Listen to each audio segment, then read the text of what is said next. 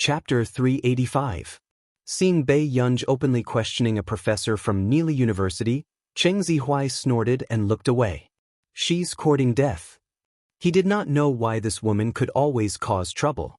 Qin Youjiao smiled as well, but the ridicule hidden in her eyes was self-evident. At this moment, "Professor, aren't you going to calculate it again?" Professor Omar was unhappy to be questioned like this and only maintained his smile. "If you think it's wrong, why don't you go on stage and try?" These words were also reminding Bei Yunj not to speak if she did not understand. After all, this question required a lot of calculations and he did not want to waste time. Who knew? Bei Yunj really stood up and walked slowly towards the stage, picking up the chalk on the table. Seeing this, a dark look flashed past Leia, who had been silent all this while. She asked unconsciously, "Does she really know how to do it?" Qin Youjiao chuckled. "Yeah, others might have the ability, but it's impossible for Bei Yunj." At this moment, Bei Yunj glanced at the question and circled the wrong data and symbols. Then she started to write down the process of answering the questions unhurriedly. However, when Bei Yunj circled the first data, Professor Omar stood up instinctively and his expression changed. He trembled unconsciously and clenched his fists tightly. Soon, he hurriedly opened his briefcase and found the solution he had written back then. With this look, he realized that he had written the solution wrong, so he happened to get an answer. Suddenly, Professor Omar's expression changed and he looked up at the girl who was answering on stage. However, Bei Yunj wrote half of the blackboard and furrowed her eyebrows unconsciously. Then she tapped 6 dots impatiently and left an answer. Looking at this answer, Professor Omar's mind was in a mess for a moment. He did not know if Bei Yunj had written it right or wrong. On the other hand, but his answer just now was indeed wrong. At the same time, the professor from Yun University realized belatedly that there was a mistake in this question. But how did this girl recognize it at a glance? "Omar, did she answer this question correctly?" The professor from Yun University suppressed his shock and asked Professor Omar. Professor Omar turned his head. "Why don't you do the math with me?" Yun University's professor. He saw that the girl had saved a lot of steps and directly wrote down the answer. He thought that there was a special method to solve this problem, so it wouldn't be too difficult. At this very moment, everyone saw that the two professors seemed to be recalculating this question, and they couldn't stop the shock in their hearts. So, the question just now was really wrong? It can't be? How is it possible to tell? Then what do you think our professor is doing now? Everyone, he seemed to be solving a problem. It wasn't just the students from Yun University who couldn't sit still. Even the students from Neely University didn't expect this to happen. Their professor made a mistake in the question, but it was pointed out by a young girl on the spot. Impossible, she must have guessed. Seeing this situation, Qin Youjiao could not help but grit her teeth and say. Lei Ya's eyes darkened and she could not help but look at Bei Yunj, who was sitting beside Jianxi. About 10 minutes later, with the cooperation of the two professors, they finally solved the answer. They looked up and found that the answer Bei Yunj had written was no different from theirs. At this moment, the two professors felt their scalps turn numb. Chapter 386. For a while, the two professors were a little speechless, but their eyes were filled with shock and disbelief. How could a high school student successfully solve such a question? At the thought of how Bei Yunj had impatiently drawn 6 dots on the blackboard and marked the final answer halfway just now, the two professors' eyebrows almost popped out. Her actions would really give people the illusion that the questions were not too difficult. "Professor, is her answer correct?" Leonard still insisted on asking. Then he glanced at Bei Yunj with a dark gaze. He did not believe that someone in Country A could solve such a question. What's more, even Professor Omar had a hard time solving this problem. Professor Omar heard this and came back to his senses, but his voice was still trembling. "The answer is correct." For a moment, the entire venue fell into a strange cold atmosphere, then it quickly boiled over. What the hell? The two professors had just solved this question together for more than 10 minutes, but Bei Yunj went up to write for less than 5 minutes and came up with the correct answer? **CK. Didn't the people from Hongda just say that the first place in this competition was cheating? Then what's the situation now? It's too difficult to cheat, so they decided to use their strength? The students from the other high schools almost scolded, but they still had to maintain a smile on their faces. Was this a new way for Hongda to confuse their opponents? I heard that this is this year's dark horse. She jumped from the bottom to first place and broke the mentality of the other people in Hongda, everyone. Wasn't this method too wild? After all, Hongda was the best high school in Yuncheng. In the history of the top 40, if they wanted to be ranked higher, they had to grit their teeth and study hard. However, this person had suddenly won first place in the competition without saying anything. Who could withstand such a crazy operation? Not only the students from the other schools, even the lead teacher from Hongda, who felt embarrassed just now, trembled at this moment and looked at this scene in disbelief. So, Bei Yunj was really at this level? Then why did she usually do like that?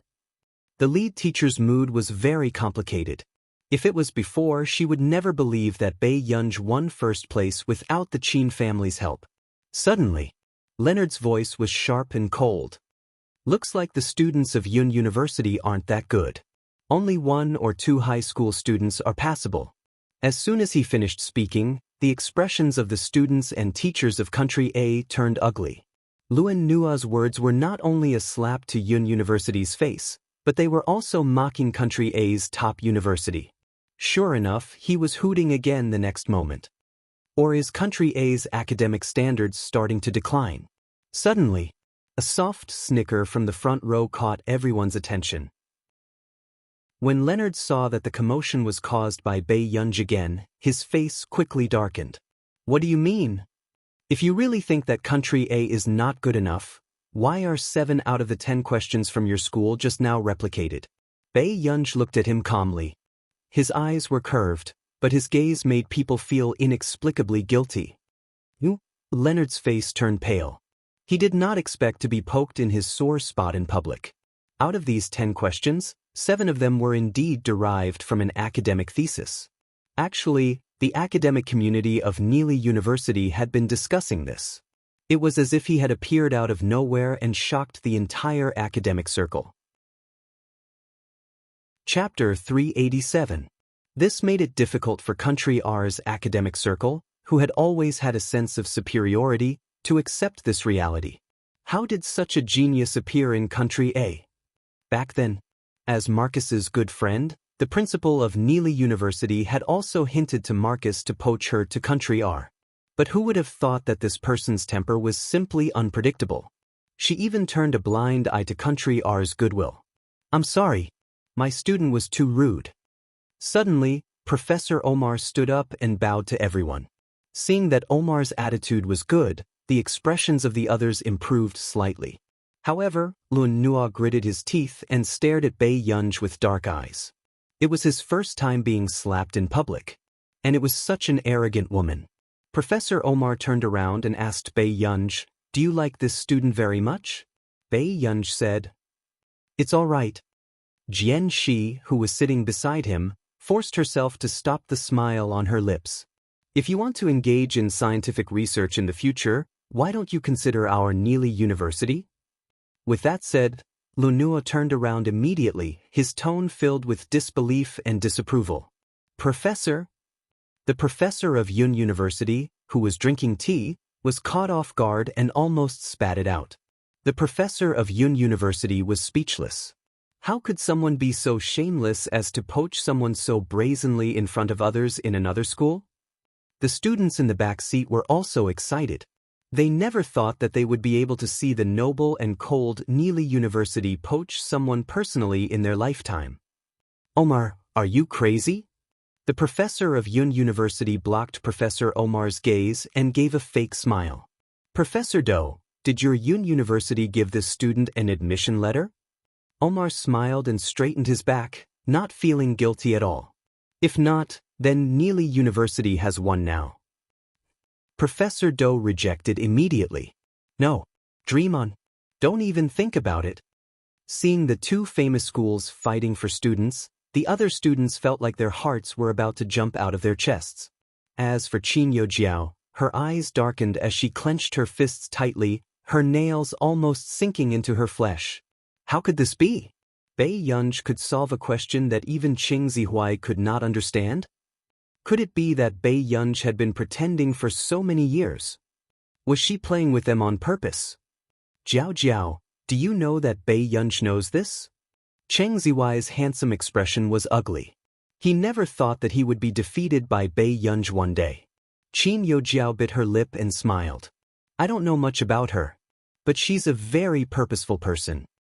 Cheng Zihuai thought about this for a long time before looking at the scene in front of him gloomily. He sneered, what do you mean by having a strong motive? You're just vain. In order to make herself look like a genius, she has really worked hard for so many years. Hearing this, Qin Yojiao only smiled. Not too long later, everyone of Cheng of Life C, Professor, of Su of Professor of C of C of C of C, Professor C, why are you here? Professor Do was stunned at first. Then, he tugged at Si Qingyan and sneered in exasperation. Professor C, you have to be careful during the next computer science exchange competition. Do you know? There's still such a shameless person in this world who dares to poach someone from my mathematics department in front of me? Everyone was speechless. He was using the fact that the professor from country R didn't understand their language to scold him. Chapter 388. Si Qingyan had a bad feeling when he heard that. Who are you fighting for? Professor Do pointed at the person beside Jian Shi and said with a smile, this student. How is it? Not bad, right? In the next second, Si Qingyan and Bei Yunj exchanged glances. Bei Yunj was speechless. Si Qingyan was speechless. Si Qingyan's expression almost distorted. If this ancestor was poached into the mathematics department, wouldn't that old master in the institute whip him to death? Si Qingyan smiled gently. Professor Do, don't be anxious. You have to think on the bright side. Maybe this student isn't interested in mathematics? Professor Do was speechless. What kind of dog shit was he talking about? Student Pei, tell me if you want to stay in Yuncheng or go to our nation. Yuncheng. The moment Bei Yunj finished speaking, before Professor Do could be happy, he heard her continue, but I want to study computing. In an instant, Professor Do froze and his smile froze. In the back row, Cheng Zihuai furrowed his eyebrows and looked at Bei Yunj with a cold and mocking gaze. Bei Yunj kept saying that she didn't like him at all. Then why did she enroll in computing? He never knew when Bei Yunj had such a hobby. Beside him, Qin Yojiao suddenly said, Zihuai, you'll also choose computing, right? Cheng Zihuai's eyes were filled with disdain as he looked away from Bei Yunj. It seems like we're really fated, Qin Yojiao said with a smile. Until the end. When Professor Omar heard Bei Yunj's choice, he was still reluctant to let go of such a good seedling. Seeing that these two professors were finally willing to continue hosting the exchange competition, Si Qingyan turned around calmly. But he instructed Bei Yunj, don't come to the next computing competition. Bei Yunj was speechless. How can I do that? Then what should I do? Jian Shi widened her eyes. If her teacher wasn't around, why would she participate in the competition? What do you mean what to do? Do you know how difficult it is to deal with a computer professor at Herman University? Si Qingyan smiled. He didn't want to be entangled by that person at all. Jian Shi. The exchange competition ended. Hengda's school bus was very quiet. The girl who had been talking about Bei Yunj along the way didn't look too good either.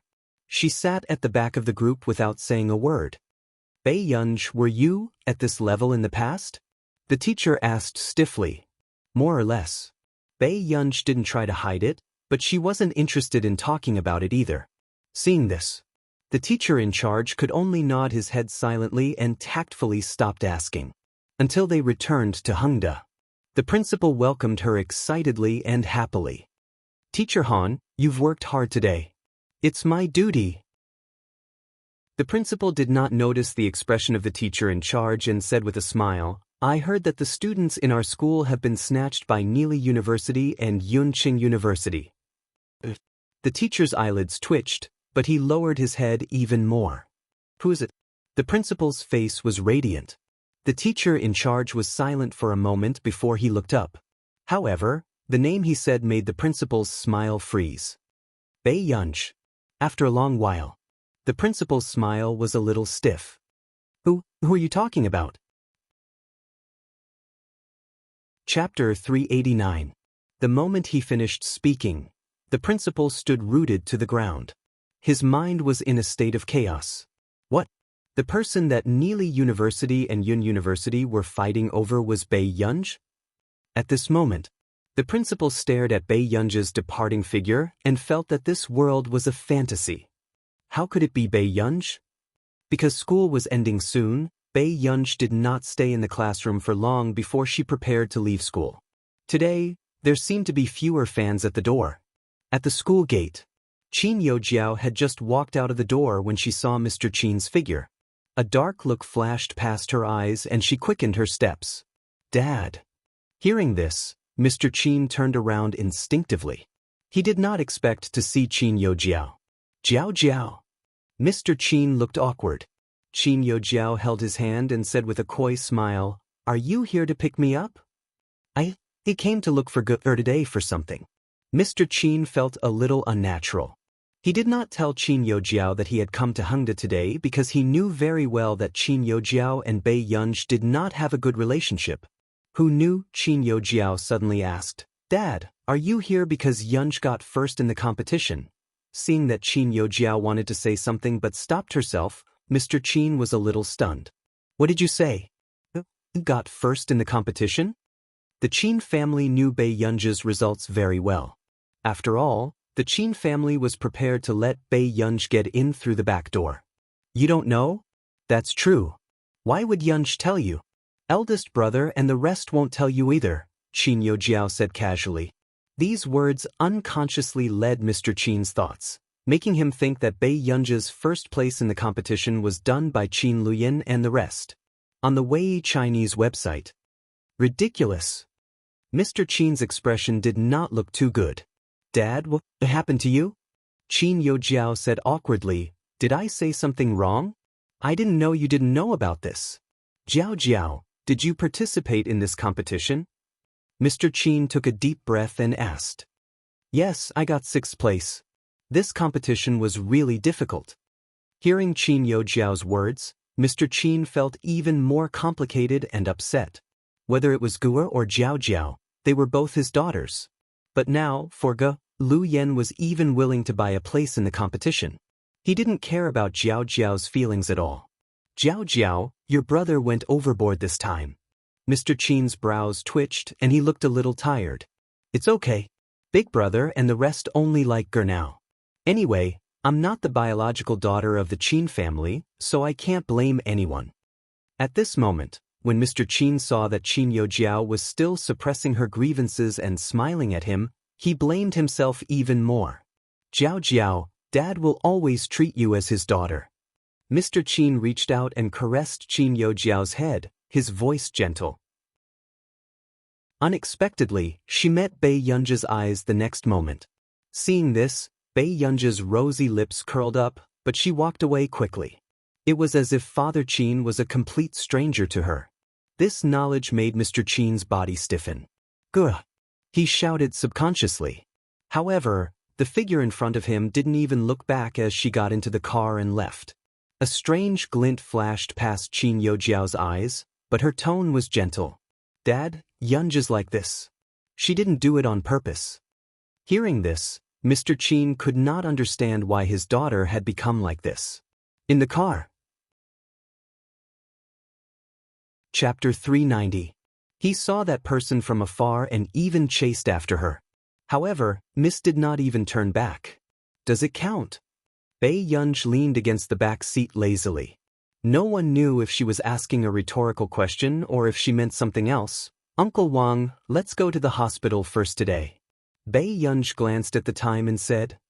In Mississippi, Uncle Wang immediately changed his route and said with a smile. He could tell that Miss Pei was a filial child. She would go to the hospital every 2 to 3 days. On the way, Huashidu called her. "Brother?" Bei Yunj flipped through the information in her hand and called out again. Yun Yun, have you finished school? Hearing the man's words, Bei Yunj finally realized that Hwashidu was waiting for her. After returning from the archery hall last time, the man had inexplicably higher expectations for her homework. Brother, I have to go to the hospital first today, Bei Yunj said. The man standing by the French window narrowed his pale-colored eyes lazily and stood with his back relaxed. Has Grandpa Chin recovered? Hearing this address, Bei Yunj felt that something was wrong. However, she still replied, I'm pretty good. These few days, he even asked her to play the maps of the gods with him. That's good. Go ahead. Brother will fetch you back later. Okay. After hanging up the call, Bei Yunj suddenly thought of the hug at the entrance of the archery hall. There were no emotions mixed in it. It was the simplest hug. However, it made her feel inexplicably terrible. Bei Yunj's eyes darkened. At this moment, Hwashidu also received another call. It was from Chinyu. Very soon. Music Hwashidu answered the call and asked calmly, "What's wrong?" "Master Do you have time to come out for a gathering? I'll treat you." Chinyu was also in the car. His ink-like arrogant and handsome eyes carried a casual smile. "No need." Hwashidu rejected him casually. However, Chinyu said seriously, "How can I do that? You've worked hard to take care of my sister during this period of time. How can I not show you any gratitude?" Hearing this, Hwashidu's hand that was flipping through the documents stopped. He sensed the other intention behind his words. During this period, the man tapped his fingers on the table, and his eyes turned dark. "That's right. We're bringing Old Master back today, and we're also preparing to bring Gur back." At this point, Chinyu was even more grateful to Hwashidu. "After all, I'm embarrassed to trouble you all the time. So, let's have a meal together." Before he could finish his words, the call was suddenly hung up. Chinyu's smile froze. In the president's office. Not long after, Tseng Su walked in and looked at the man in front of him. "Master Du, what are your orders?" "Go get the car. We're going to the hospital now." Half an hour later, Bei Yunj stepped out of the elevator and pushed open the door of the ward. He saw that the ward had been cleaned up and was ready to leave at any time. "Go, you finally come." Old Master Chin's eyes lit up when he saw Bei Yunj. He immediately went forward to hold Bei Yunj's hand. However, Bei Yunj noticed that Qin Luyen and the other two were around. All of them were staring fixedly at her. Bei Yunj looked away calmly. Is Grandpa going back?" "It's about time. Let's go back." Old Master Qin was very happy to be held by Bei Yunj. Seeing that the old master did not even wait for his son when he saw his granddaughter, the brothers also remained silent. Chapter 391. At this moment, before Bei Yunj could speak, the man wearing gold-rimmed glasses beside her suddenly shouted, "Gah!" Bei Yunj was still very respectful in front of Old Master Qin. Bei Yunj turned to look at him. "Grandpa's health is still not very good. Do you want to go back to the old mansion and stay with Grandpa for a while?" Qin Luyen's low and calm voice was filled with an imperceptible gentleness. When Qin Yu and Qin Lang saw this, they could not help but want to give their eldest brother a thumbs up. As expected of their eldest brother, knowing that girl was most worried about the old master, he used the old master to coax her home first. Old Master Qin also looked at his eldest grandson hesitantly, his face full of question marks. Who was Lu Yen talking about? His health isn't very good? Bei Yunj frowned. Qin Luyen said, Although he has just recovered from a serious illness, Grandpa still needs to recuperate for a while. If can accompany him, Grandpa will recover faster." Old Master Qin, who had just despised his eldest grandson for using him to lie, immediately had his eyes light up. "Yes, you've been back for 2 years and Grandpa has been staying in the hospital. I've never enjoyed the joy of family." With that said, Old Master Qin coughed violently again, looking extremely weak. Qin Yu and Qin Lang were perplexed. Was his grandson not worthy of having a name? Then, before Bei Yunj could speak, a low voice sounded not far away. "Yun Yun." Bei Yunj was stunned for a moment, before she turned around and saw Huashidu and Tsingsu walking towards her. "Brother, why are you here?" Hearing this address, the Qin brothers felt like their hearts had been stabbed. It seemed like Ger had never called them brother in the past month or so. "I heard that Grandpa Qin was discharged from the hospital and brought some supplements over." Huashidu was good-looking and his ability was recognized by the older generation. After seeing Huashidu a few times, Old Master Qin naturally liked him. "Look, even Shidu is more attentive than all of you." Hearing this, the man's lips curled up imperceptibly and his tone was light. "It's only right." Before Qin Yu could sense anything, Qin Luyan and Qin Lang felt that there was a deeper meaning to these words. But soon, she saw Old Master Qin enthusiastically pulling Huashidu downstairs. "Let's go. Shidu should be free today, right? Why don't you and Grandpa Qin go back to the old mansion for a meal? If Grandpa Qin doesn't mind me disturbing you, of course I'm happy to." This was the first time Tsingsu, who was at the back, saw his master being so modest. He almost thought that he was dreaming. Bei Yunj also had an illusion. Her brother seemed to be trying to build a good relationship with her grandfather. On the way back to the Qin family's old mansion, Old Master Qin and Bei Yunj got into Huashidu's car. "Over here." The three men of the Qin family were silent. "You, how did you meet President Hua?" Qin Luyan asked. Qin Yu said, "We were high school classmates and have always been brothers." "So, you're not worried about letting Ger stay in a stranger's house?" Qin Luyan felt that Huashidu's attitude towards Gu or the old master was too amiable. It did not seem like the rumored president of the Hua Corporation at all. "Sai, you've been worried 700 or 800 times. Qin Yu could not help but laugh. "Don't worry. I've never seen him like anyone since high school. Where did our Ger get the ability to warm up such an iceberg?" Chapter 392. One had to know that when he played basketball with Huashidu in the past, half of the girls in the field had come to see Huashidu. Qin Luyan did not speak, but a dark look flashed past his eyes.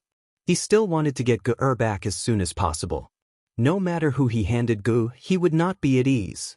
Back at the old mansion, Bei Yunj and Huashidu accompanied the old master and walked in front. But in the next second, when Old Master Qin looked up and saw the familiar figure in the living room, his smile froze. It was Qin Yojiao. However, Old Master Yun and Yun Nuo were sitting beside him. "I heard last night that Jiao Jiao passed the International Musicians Association's preliminary audition. Is this true?" A trace of admiration flashed past Old Master Yun's eyes. It had to be said that Qin Yojiao was the most outstanding in this socialite circle. "It's just the preliminary audition." Qin Yojiao smiled. Beside her, Mrs. Qin could not stop smiling when she heard Old Master Yun's praise. "It's impressive that you can pass the preliminary audition. The International Musicians Association has never recruited anyone from our country." Old Master Yun sighed. Back then, he was also lucky enough to meet people from the International Musicians Association. They were all people who chatted and laughed with the top celebrities in the world. The moment he finished speaking, Old Master Yun and the rest noticed Old Master Qin and the rest. However, when Yun Nuo saw Bei Yunj, a trace of sarcasm flashed past her eyes. "Yes, how can ordinary people reach the International Musicians Association?" Yun Nuo laughed deliberately and her words sounded a little ear-piercing. "Compared to some people who can only be reincarnated into a good family, Jiao Jiao is much better." But that's it. 228 Literature Network. Yun Nuo did not notice that the expressions of the people walking over had darkened. Only Bei Yunj glanced at Yun Nuo with a faint smile and suddenly laughed. Yun Nuo's expression changed as if she had been provoked. "What are you laughing at?" Bei Yunj's voice was lazy. "Nothing. Does Miss Yun still want to drink tea?" These words sounded hospitable, but Yun Nuo remembered how Bei Yunj had splashed hot tea over her head last time. Yun Nuo's eyes turned red as she gritted her teeth. She sneered again. "Miss Pei is really intolerant. Jiao Jiao has been in the Qin family for 19 years. Isn't she more like the eldest daughter of the Qin family than you?" At this moment, Old Master Yun didn't say anything, silently agreeing with Yun Nuo's words. In the end, his old friend was blinded by blood. So, what if her granddaughter wasn't her biological granddaughter? Qin Yojiao had even passed the preliminary examination of the International Musicians Association. Was this still far from winning glory for the Qin family? As for the new daughter, the Qin family had been embroiled in a storm because of her. What could she bring to the Qin family? However, what Old Master Yun didn't expect was that Old Master Qin would actually get angry.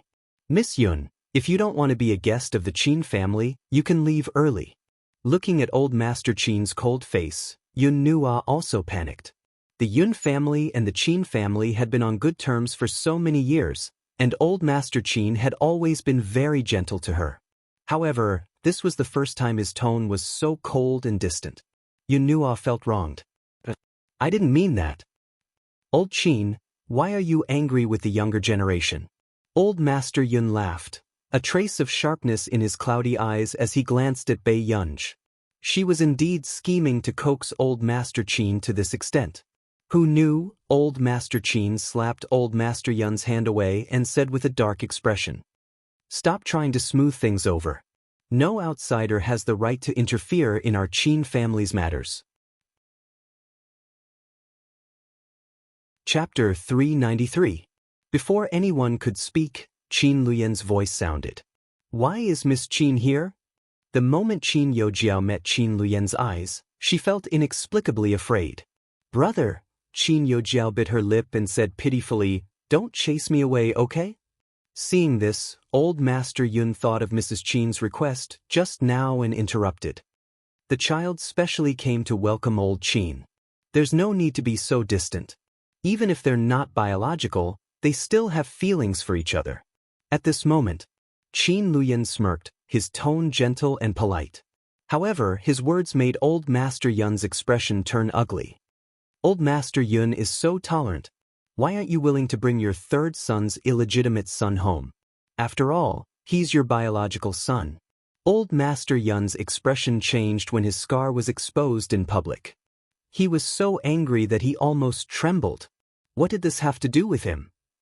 However, hearing Qin Luyan's words, Old Master Qin was amused. He said gently on purpose, yes, Old Yun, your blood flows in the child's body. Aren't you a beast if you don't even look at her? With that said, Mrs. Qin's face also turned pale. She had a feeling that Old Master Qin was deliberately hinting at someone. Old Master Yun's face flushed red. He did not expect to be provoked by his good friend. Usually, Old Master Qin knew about this, but he never interfered in other people's family matters, so he would at most ask indirectly. But now, Old Master Yun had angered the entire Qin family. How could he not be criticized? Alang, go and send Miss Qin out, Qin Luyan said. However, the moment Mrs. Qin heard this, she immediately stood in front of Qin Yojiao. Why should Jiao Jiao leave? If it was anyone else in the Qin family, they would not be able to deal with Mrs. Qin's pestering. She must love reading. However, Qin Luyan was an exception. Qin Luyan said calmly, Mom should have eaten too. Send her out too. Qin Luyan. Mrs. Qin was furious. She never thought that she would give birth to such an unfilial son. Suddenly, Mr. Qin, who had come downstairs, frowned. Lu Yen, is this your attitude towards your mother? Unexpectedly, Old Master Qin said faintly, Why? Are you going to scold Lu Yen in front of me? Do you think you're so great just because you're me? Mr. Qin was taken aback. Dad, no, that's not what I meant. Then what do you mean? If you don't want to be a member of the Qin family, then scram. This old man's death has nothing to do with you. Old Master Qin roared angrily. In an instant, the atmosphere in the arena was silent. Old Master Yun didn't expect Old Master Qin to be like a barrel of explosives.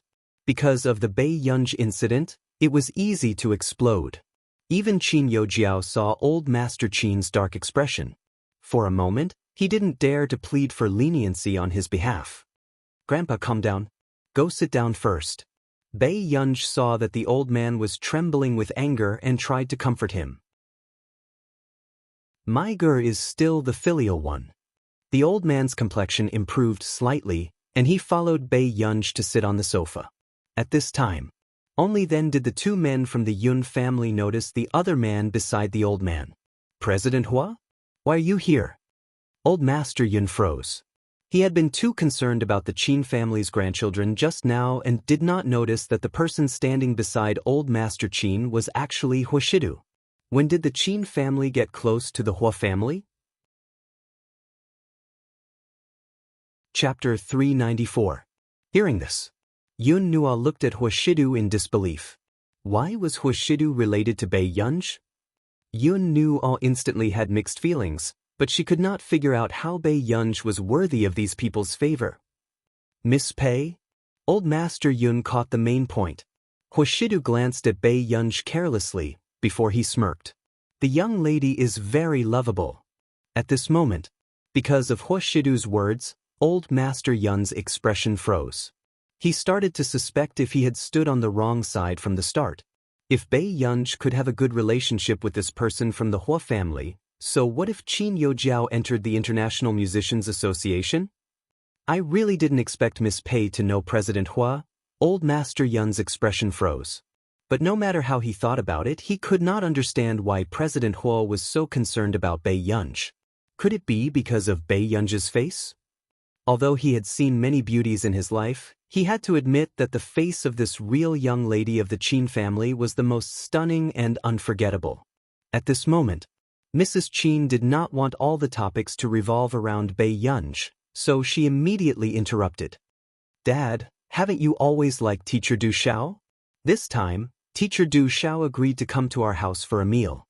Teacher Du Xiao is coming to our place? Hearing this, Old Master Qin furrowed his eyebrows. It was rumored that Du Xiao had always been arrogant and did not go to any dinner parties. Yes, Teacher Du Xiao likes Jiao Jiao quite a lot. Mrs. Qin deliberately gave Qin Youjiao a good impression.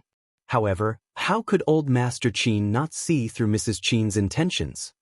Then why are you coming to our Qin family? Old Master Qin's tone was cold. The smile on Mrs. Qin's face disappeared and she could only retreat in order to advance. Dad, if you really don't want to see Jiao Jiao, I promise that Jiao Jiao will never disturb you again. Carefree Book Network. I've already invited Teacher Du Xiao over this time. Just treat it as the last time you're giving Jiao Jiao face. Hearing this, Old Master Qin could not help frowning, his heart wavering. After all, he had indeed watched Qin Youjiao grow up. But if he agreed, what would Ge think? Suddenly, Bei Yunj said leisurely, let him do it. Old Master Qin was stunned. Bei Yunj, I've seen him before. You know Teacher Du Xiao too? Old Master Qin was surprised. Yesterday, Du Xiao had even sent her a message asking if they could have dinner together tonight. However, she was just in time to pick up Old Master Qin from the hospital, so she refused. As for Promise Clouds, when he heard this, he could not help but laugh mockingly. He was slapping himself in the face to look impressive. Just because he had met Mr. Du Xiao once, he thought that he was Mr. Du Xiao's friend? Mr. Du Xiao had met so many people, but had he ever bothered with anyone? Yun Nua could not understand how the daughter of the Qin family could be so stupid, unlike the three sons of the Qin family at all. But that's fine too. When Teacher Du Xiao came, she would know that she was no match for Jiao Jiao. Mom, you don't want to know my methods, do you? A faint mocking look appeared in Mrs. Qin's eyes as she said, Teacher Du Xiao likes Jiao Jiao a lot and even praised her for being someone great in the future. This time, I also want to ask Teacher Du Xiao if he's willing to take Jiao Jiao as his student. Of course he's willing. Don't worry, Mrs. Qin. After all, she's the young female pianist that the nation has personally conferred upon her, Yun Nua said with a smile as her eyes swept over Bei Yunj. However, Chapter 395. Big Brother went on a business trip and brought you a lot of gifts. With that said, Qin Lu reached out and gave Bei Yunj a key. This is the key to the safe. You can set the password for the safe yourself. Hearing this, Bei Yunj furrowed her eyebrows calmly. Isn't it too expensive? Usually, most of the things in the safe were gold, silver, and jewelry. However, with old Master Qin around, she could not reject him. No.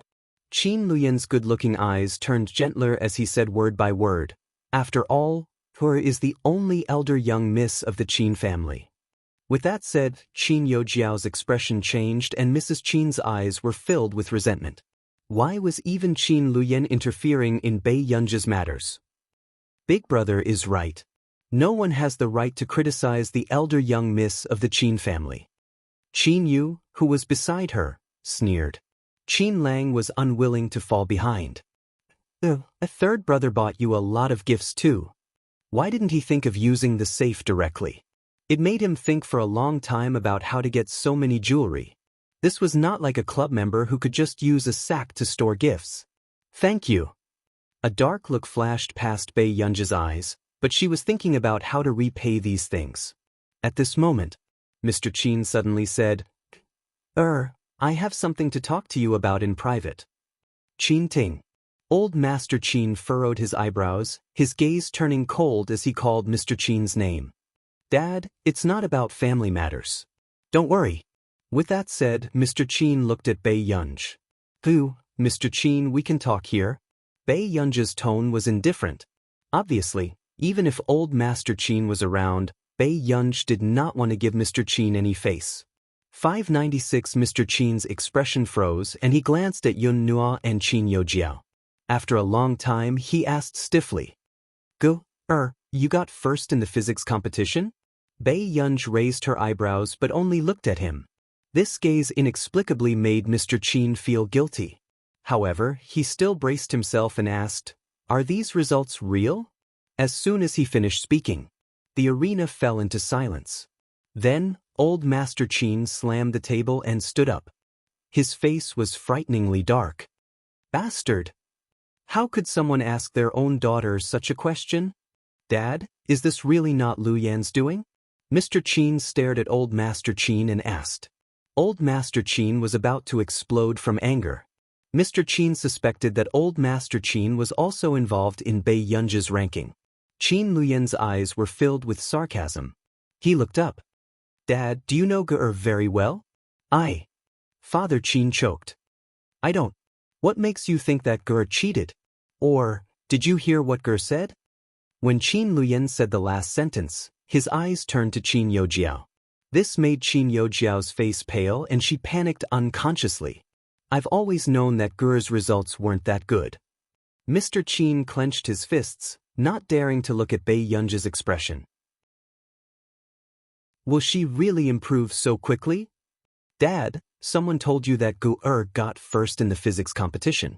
Did that person tell you that the last time Ge was at Yun University, she was fancied by the professors of Neely University and Yun University and was fighting for her to enroll?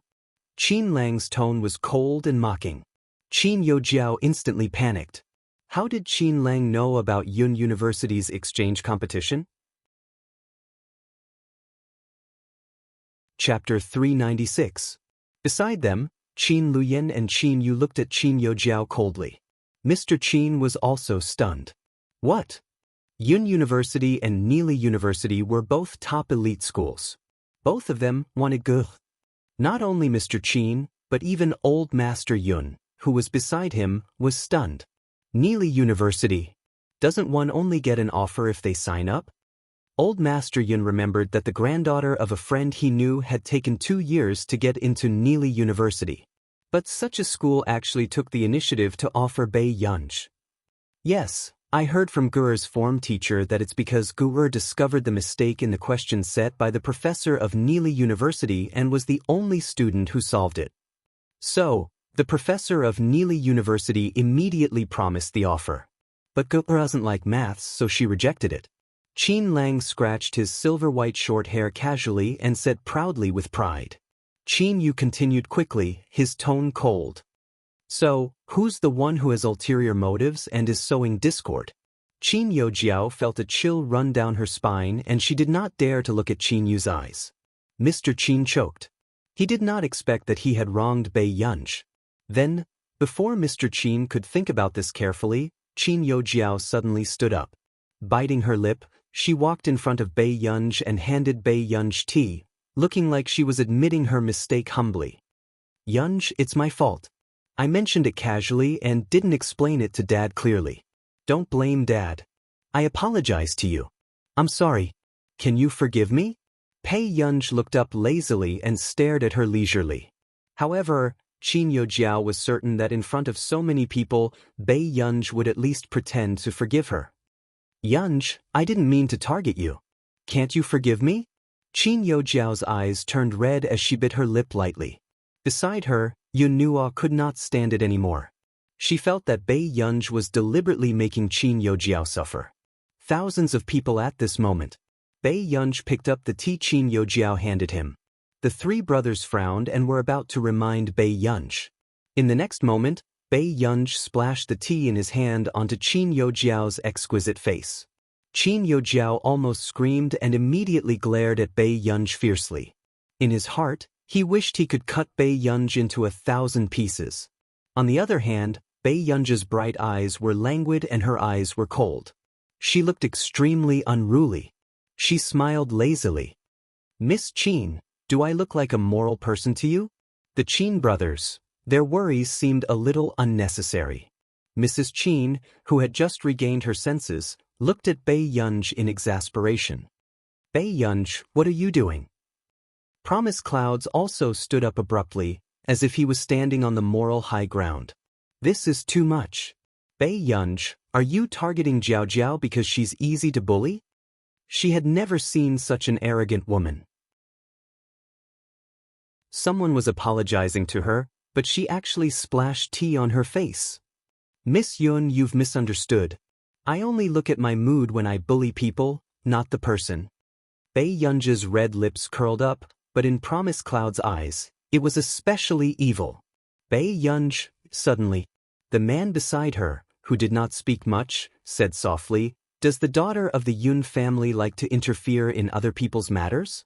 Instantly, Old Master Yun could not care less about who was right or wrong in this matter. His expression changed immediately. Yunua, what are you doing? Chapter 397. After being reprimanded, Yun Nuo looked aggrieved, but she knew that the Yun family could not offend the Hua family, so she could only sit down again. However, she could not help but think sourly, why was Master Du helping this woman to be unreasonable? This woman was clearly cold-blooded and vicious. Then, Hua Shidu's deep and magnetic voice sounded softly, and it was not difficult to hear the indulgence in it. Yun Yun, don't scare Grandpa Qin. The rest of the people were speechless. President Hua's concern was especially strange. Hearing this, Bei Yunj nodded. Then she turned around and raised her eyebrows lazily. Looking at the drenched Qin Yojiao, she asked considerately, do you want to continue apologizing? Qin Yojiao's face turned green and pale. She took a step back instinctively, afraid that Bei Yunj would splash water on her again. Suddenly, Bei Yunj laughed again. Her tone was neither slow, but it was arrogant. Miss Qin, you can go against me as long as you have the ability. But it's not a wise move to put your face in front of me. Hearing this, Qin Yojiao almost couldn't control the hatred in her heart and her face twisted. Seeing Qin Yojiao trembling with anger, Mrs. Qin's heart ached uncontrollably. She immediately wiped Qin Yojiao's face with a handkerchief and asked anxiously, Jiao Jiao, how are you? Before Bei Yunj came, Jiao Jiao had never been so angry. But now, Jiao Jiao was being bullied, but other than her, no one else in the family cared about Jiao Jiao. Mrs. Qin gritted her teeth and could not help but blame this on Bei Yunj. Fortunately, the next moment, a voice sounded from the door. Mrs. Qin. Everyone turned around and saw a thin middle-aged man. Teacher Du Shao. Mrs. Qin's eyes lit up and she immediately went forward. Why are you here so early? At this moment, Old Master Qin and the rest also stood up and walked towards the door. This was Du Shao, a world-class musician.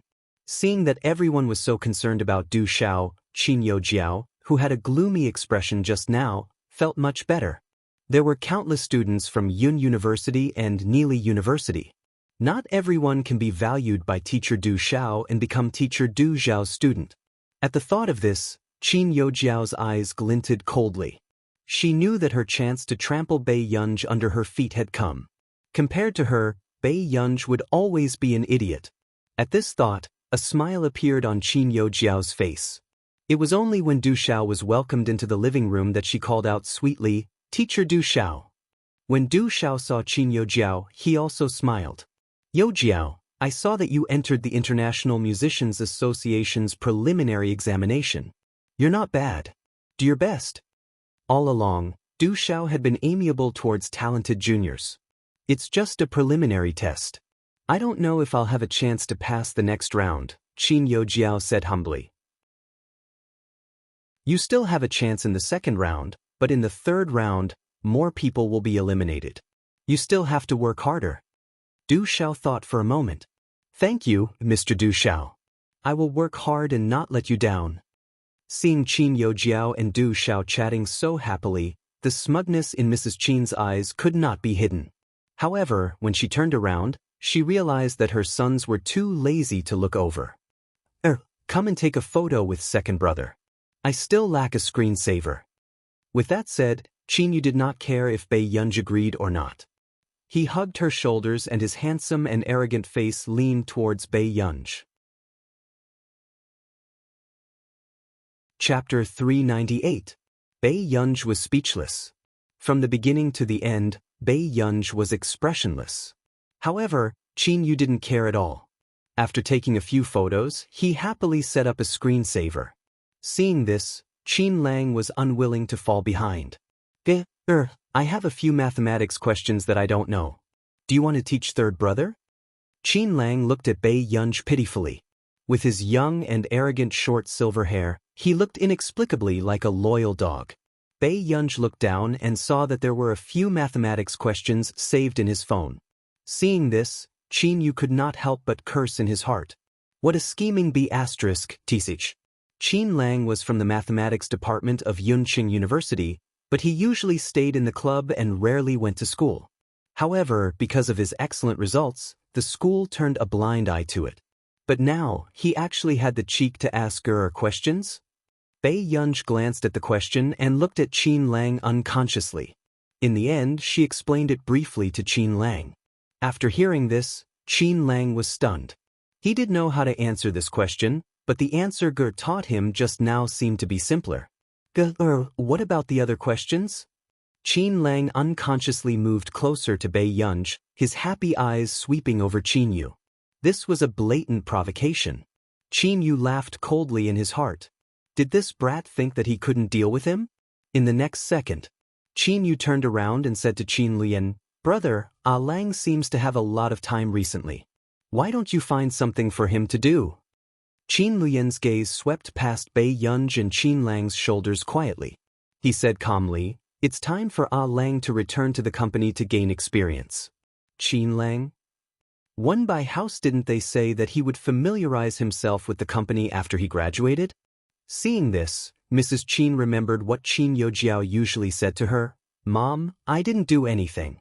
Why do eldest brother and the rest only like Yunj and not me?" Eldest brother and the rest didn't like Yunj in the past either. A cold sneer appeared in Qin Mu's eyes. Indeed, Bai Yunj was too capable.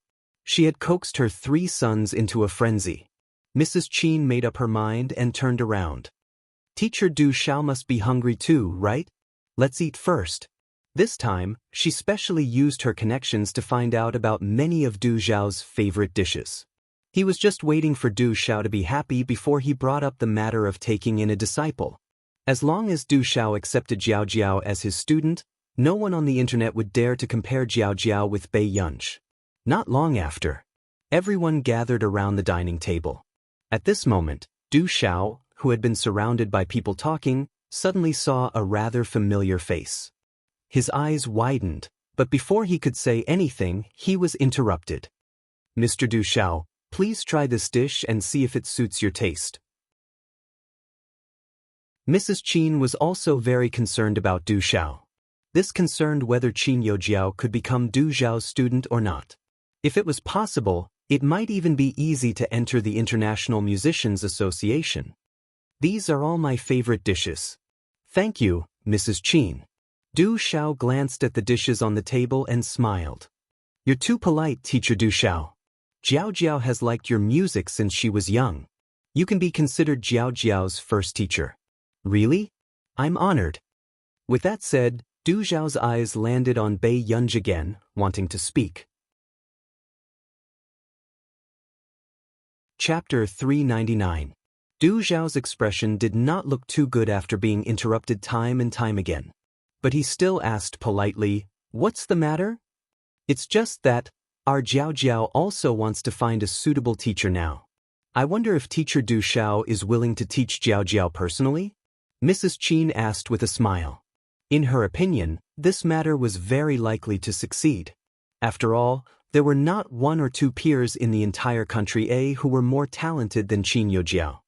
But Du Xiao frowned unconsciously. At the same time, this question stunned Mrs. Qin. Then Mrs. Qin said with a smile, "Jiao Jiao is also at a bottleneck now and it's very difficult for her to break through. She wants to find a teacher to teach her." However, when Du Xiao heard this, he felt that things were even stranger. He could not help but glance at Bei Yunj, who was sitting opposite him, before he turned back to look at Mrs. Qin.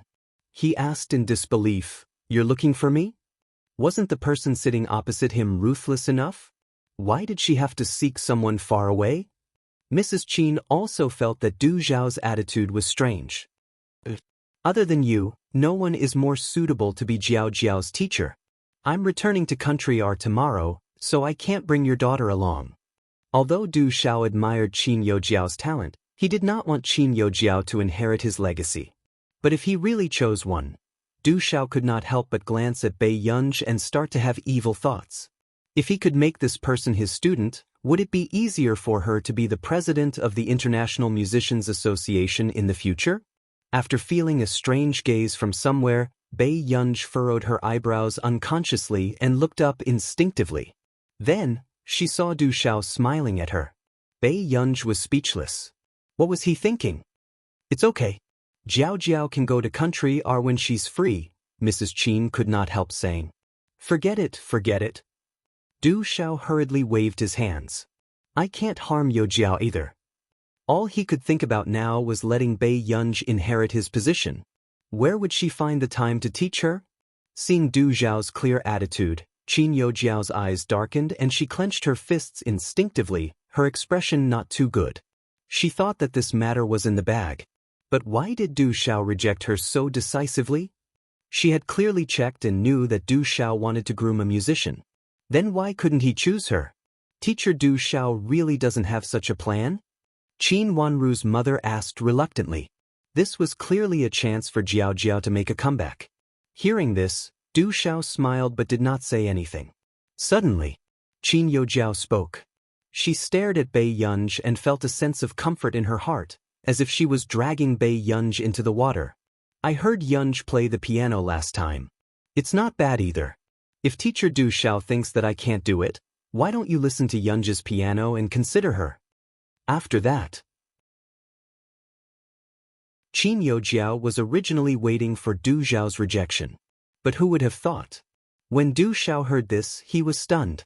He looked at Bei Yunj. "Do you really need it?" He did not know how good Bei Yunj's piano skills were, but her composition and writing skills were definitely not worse than his. If Bei Yunj wanted to find a teacher, she might have to wait for a musician from the last century to jump out of his grave. Hearing this, the rest of the people were stunned, some confused by Du Xiao's words. Only Qin Youjiao's expression changed subconsciously.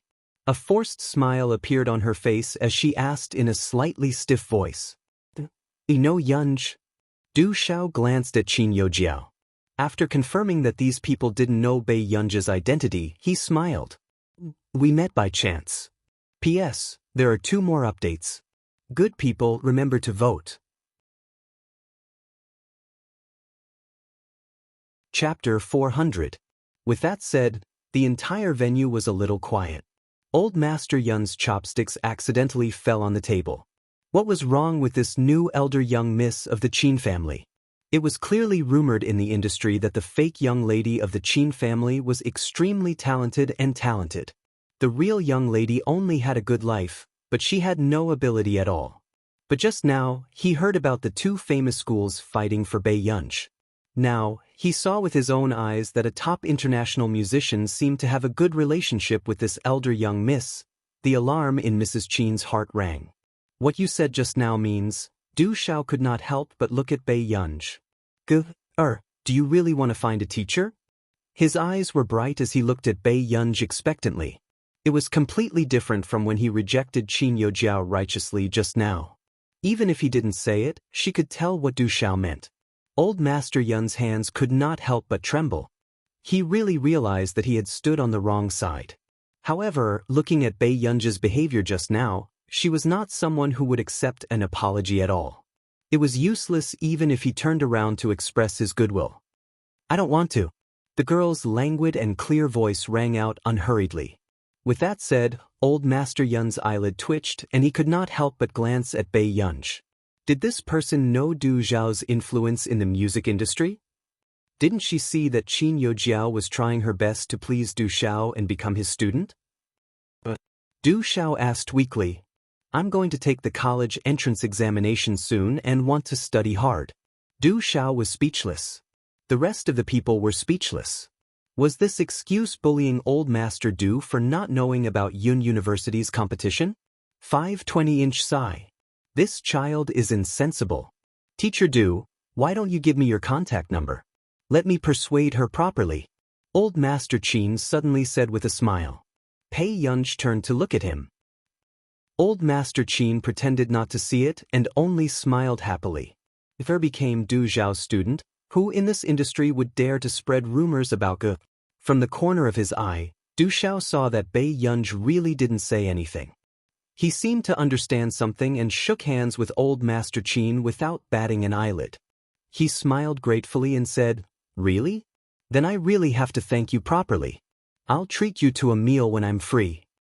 When the surrounding people saw this scene, they inexplicably felt that something was not right.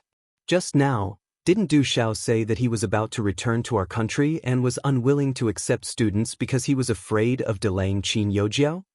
What was going on? Mrs. Qin's expression was also stiff. Teacher Du Xiao, are you planning to take Yunj in as your student? Then just now Jiao Jiao. If we can take him in, we will naturally nurture him as the successor, Du Xiao said happily. In an instant, Qin Yojiao's face paled. To be Du Xiao's successor? Then wouldn't it be very possible for Bei Yunj to become the president of the International Musicians Association? Du Xiao Laosher, how could you? Mrs. Qin's face was a mixture of green and red, and her tone was somewhat flustered and exasperated. She had used her connections to find out what Du Xiao liked and specially asked him to come to the old mansion. In the end, the person Du Xiao liked now was Bei Yunj. But how could Bei Yunj be better than Jiao Jiao? Mrs. Qin, don't worry. Miss Qin's standard is still far from the bottleneck. Du Xiao said with a bright smile. However, these words made Mrs. Qin's face turn red and dark. Chapter 401. Did Du Xiao mean that he didn't like her? Then why did he like Bei Yunj? Under everyone's gaze, Qin Yojiao bit her lip and did not ask further. However, her expression did not change. She never thought that Bei Yunj would benefit from her finding Du Xiao. Let's eat first. What else can we talk about when we eat? Old Master Qin said with a smile with a rosy face. It was obvious that Old Master Qin did not expect Du Xiao to want to take his granddaughter in as a student. At this moment, he was already overjoyed. On the other hand, Old Master Yun's eyes had been fixed on Bei Yunj. He had a feeling that she and Du Xiao did not know each other ordinarily. Otherwise, why would Du Xiao admire Bei Yunj so much? Du Xiao did not even like Qin Yojiao, who was beside him. After the meal, Mrs. Qin and Qin Yojiao's expressions were the worst. In the end, before the Qin brothers could think of a way to get them out, Mrs. Qin left with Qin Yojiao. She did not want to stay in this place anymore. However, Mr. Qin's expression was guilty. Taking advantage of the time when Qin Lang and the other brothers were not glued to him, he walked towards Bei Yunj. What happened just now? Mr. Qin, are you here to apologize to me? Bei Yunj's gaze was distant and even her curved eyes did not have a smile. Yes. Mr. Chin clenched his fists and admitted it. Thinking about it, it's not the first time you've caused trouble for me. Bei Yunja's red lips curved and her tone was lazy. Compared to apologizing, I hope that you will disappear from my sight with your beloved daughter. Jiao Jiao didn't say that you cheated. Mr. Chin explained instinctively. Did she say that there's any conflict with me wanting her to disappear? Bei Yunj was still smiling lazily. There was a coldness in her extremely beautiful eyes that Mr. Chin had never seen before. Then, before Mr. Chin could continue speaking, Bei Yunj saw Huashidu accompanying old Master Chin down the stairs. The corners of her lips curled up as she walked towards the stairs. Bei Yunj asked with a smile as she leaned lazily against the railing with one hand supporting her head and watched the man walk down the stairs. What are you talking about with Grandpa? Talking about you. The man's thin red lips hooked up, then lazily stretched out his hand, leisurely scratched her chin. Bei Yunj was tickled and subconsciously rubbed against his cool fingertips. Huashidu could not help but chuckle when he saw this. In the eyes of the bystanders, this small interaction was inexplicably doting. When old Master Chin saw this, he came back to his senses and felt that something was wrong. In the study room just now, he had only chatted with Huashidu about Bei Yunja's living environment and studies. He felt that Huashidu was someone who could take good care of Ge. But now, looking at this scene, old Master Chin inexplicably felt that something was out of his control. Grandpa Chin, I'll take Yunyun back first. I'll visit you another day. The man in front of her was so polite that no one could find fault with him. Okay. Be careful on the road. Old Master Chin, an ordinary elder, could not help but remind them. Huashidu replied, Okay. Isn't Gur staying at the old mansion today? Chin Yu blurted out instinctively. Why would she stay? Doesn't your sister need to go to school? Old Master Chin rolled his eyes. However, in fact, seeing that his brothers cared about Bei Yunj, he was relieved. P.S. Be good and remember to vote. Chapter 402. That's enough. Don't just stand there and watch. Old Master Chin laughed coldly. I usually see that you're so busy, but you took the initiative to stay today. So it's because of Gu. Chin Yu was speechless. Not really. Old Master Chin chuckled and glanced at his three grandsons. How could he not know why everyone was here today? If it wasn't for Ge, how long would these three be willing to stay in the old mansion? However, he could also tell that compared to these three biological brothers, Ge liked the younger generation of the Hua family more. After leaving the old mansion, Tseng Su was driving in front. Huashidu's eyes were lazy and his well-defined hands loosened his tie casually.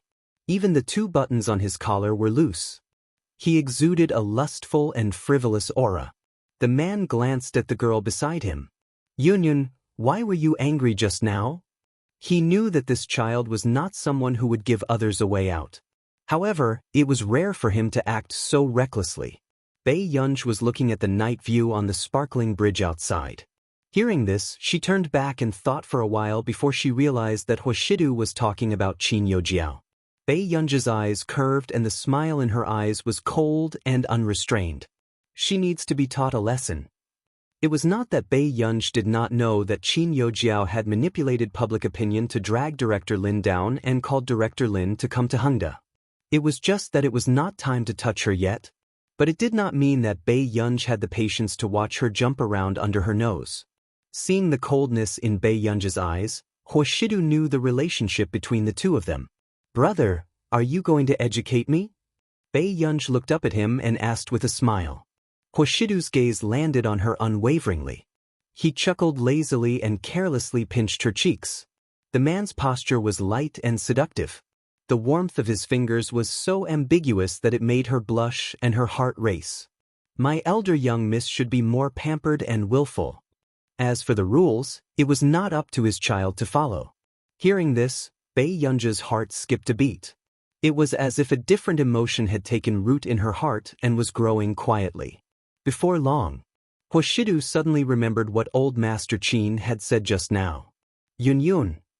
Bei Yunj asked, What's wrong?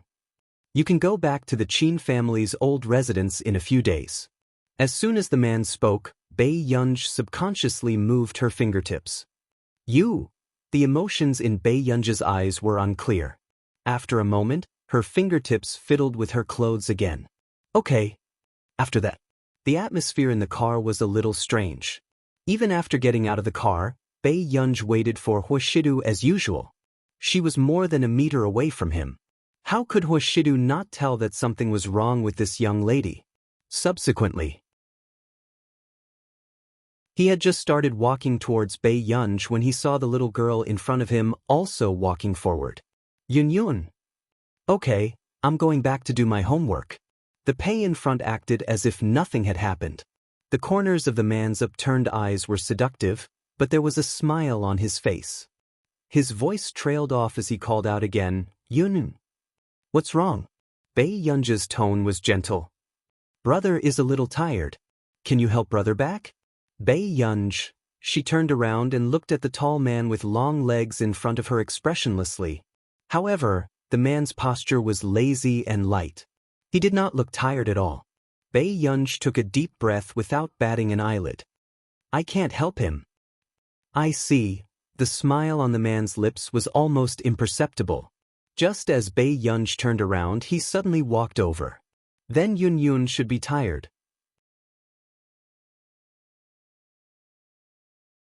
Chapter 403. Hearing this, before Bei Yunj could deny it, someone suddenly hugged her waist and turned her world upside down. The man easily carried her up. However, Bei Yunj felt that her center of gravity was unstable and subconsciously wrapped her arms around the man's neck. What are you doing? The man's deep and magnetic voice whispered in her ears with a smile, but his tone was light, flirtatious, and seductive. Are you tired, Yun? Then I'll carry you back. Bei Yunj looked up and saw the man's refined side profile without blushing. She fell silent. It was all this face's fault. It was too deceptive back then. She had used all kinds of tricks along the way, but the man did not put her down. Until they returned to the living room. Huashidu placed her on the sofa and stared at her. Bei Yunj. Can I go upstairs? The man's tone was lazy. No. Bei Yunj. Seeing that the little girl had been silent, the man's Adam's apple moved and he laughed softly. Can't you stay with me for a while longer? Bei Yunj mimicked his attitude just now. Who knew? The man looked at her for a while and laughed softly. He suddenly leaned closer and dragged out his last syllable. His deep and ambiguous voice seemed to be blatantly seducing her. Yun, do you mean that you can't do anything? Yes. Bei Yunj turned her head and did not look at that face that could easily make people lose their bottom line. The corners of the man's lips curled up imperceptibly, but he was not frivolous.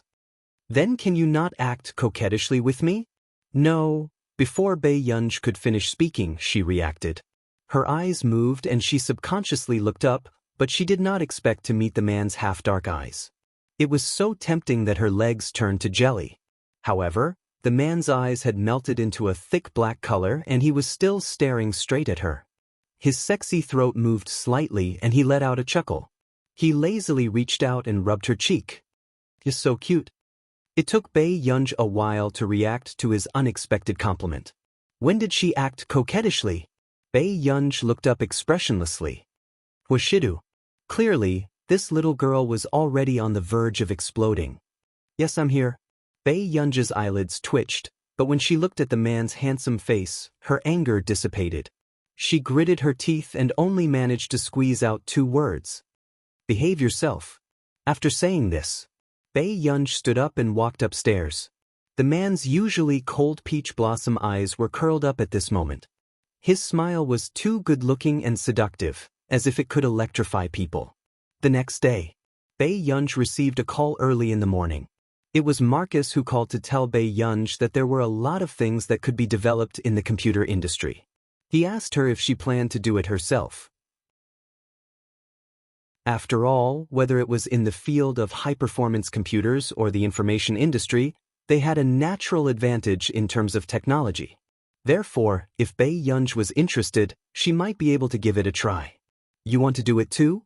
Bei Yunj sat in the back seat and asked. I don't have the time. Someone came to talk to me about this some time ago, so I thought of you. Marcus smiled. It had to be said that Marcus was indeed very considerate of Bei Yunj. Thank you, Marcus. Bei Yunj smirked before she said, I have an idea. When do you plan to do it? Marcus asked immediately. Bei Yunj said kindly, there's no hurry. I'll look for Delaney later. I want to catch up with him. P.S. Be good and remember to vote. Chapter 404. Marcus didn't understand at first. After hanging up the phone, he thought for a while. He only thought of one use for Delaney. Marcus was speechless. He probably didn't want to reminisce about the past but to get some money. At this moment, Delaney, who was still admiring beauties at the banquet, was still ignorant and happy. A few days later, the results of the second round of the International Musicians Association were out. 2 members of the International Musicians Association sent her the selection video and the admission results. As there were more eliminations in the second round, Bei Yunj could not help but frown after watching a few videos of people advancing to the second round. She watched all the selection videos again. In the end, somehow, she stopped at the selection video of an old man wearing a gentleman's hat and a tuxedo. She patiently listened to this original performance and called the members of the International Musicians Association. The members of the International Musicians Association obviously did not expect Wayun, who had always been cold and ignored people, to call him. Jin Jihung was careful. Yun. I would like to ask, why didn't number 107 advance? As Bei Yunj spoke, she watched the old man's video again. Upon hearing this, Jin Jihung immediately went to look at number 107's selection video. Another voice sounded from the other end of the phone, as if asking him what had happened. After Jin Jihung finished explaining, there was no response from the other end of the phone. Bei Yunj was not in a hurry. She just waited in boredom. Not long after, it was another person replying to her. His voice was sharp and deep, with a hint of mockery. He's too old. Besides, this is an original song. Anyone can write it better than him. He was the one who eliminated this old man. The original song was so unpleasant.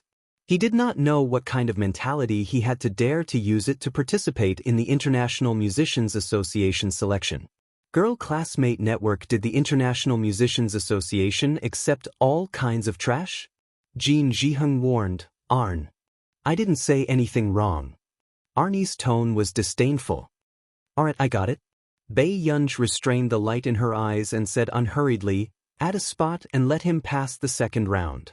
Instantly, Arn froze and his tone became sharper.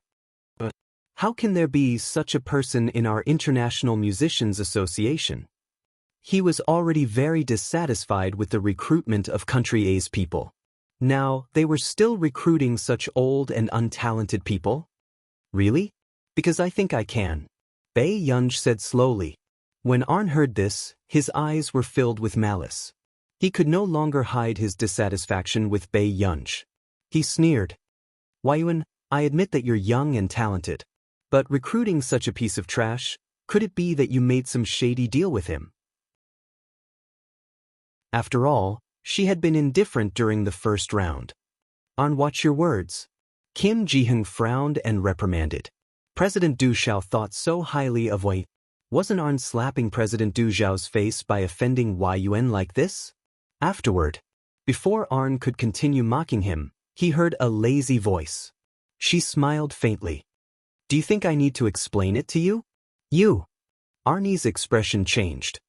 If you don't want to work anymore, get Elder Du to replace you as soon as possible. Bei Yunj said casually.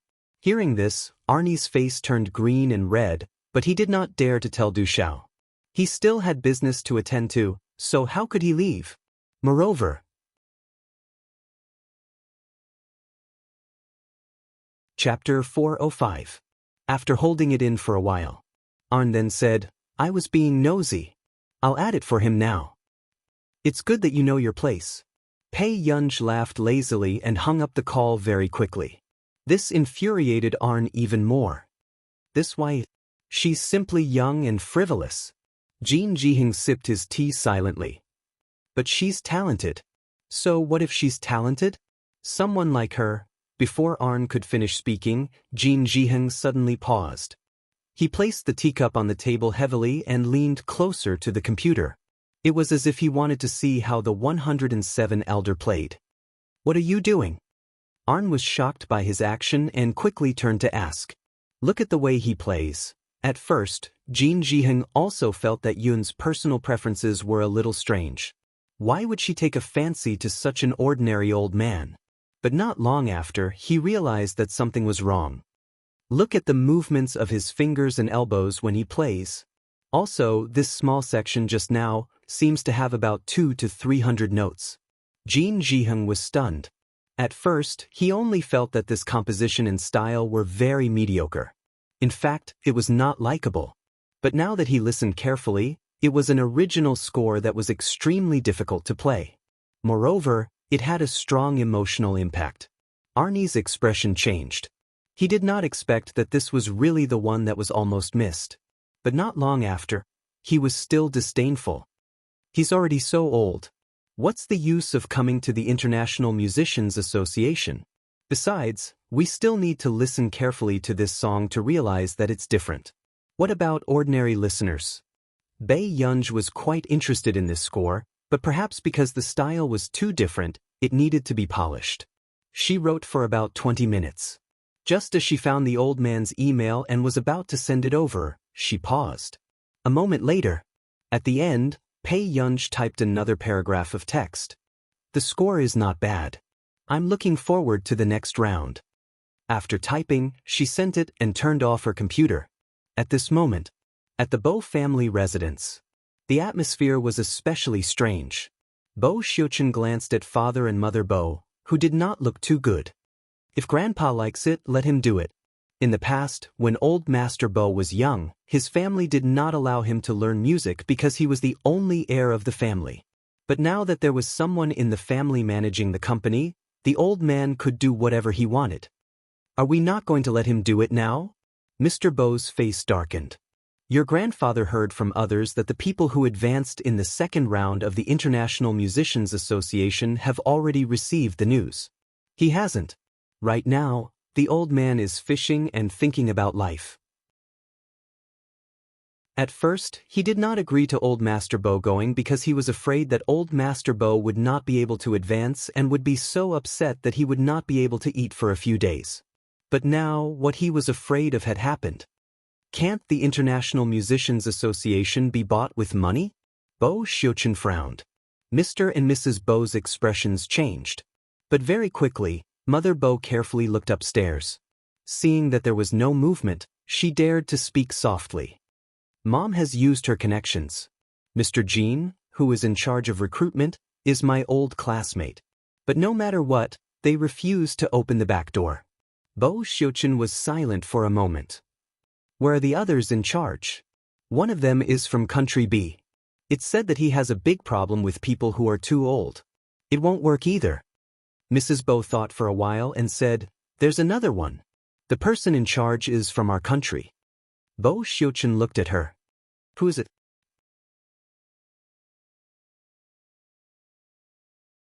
Chapter 406. It's Man's arranger. Her name is Yun. When Bo Xiuqun heard this, helplessness appeared in his cold and arrogant eyes. Since they know each other, can't we just contact Manran directly? I've contacted them.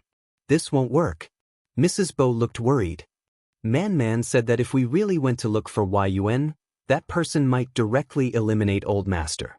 Sigh, why are there so many people in this world who don't bend over for money? Bo Xiuqun glanced at her and did not say anything else. A moment later, he suddenly remembered. Old Master is fishing? I didn't see him when I came over from the pond just now. He thinks the wind is cold and got the butler to catch a few fish and put them in the bucket. He's fishing upstairs. Bo Xiuqun. Will he come downstairs to eat later? He might not. Hence, the entire Bo family started to worry about the troublesome old master.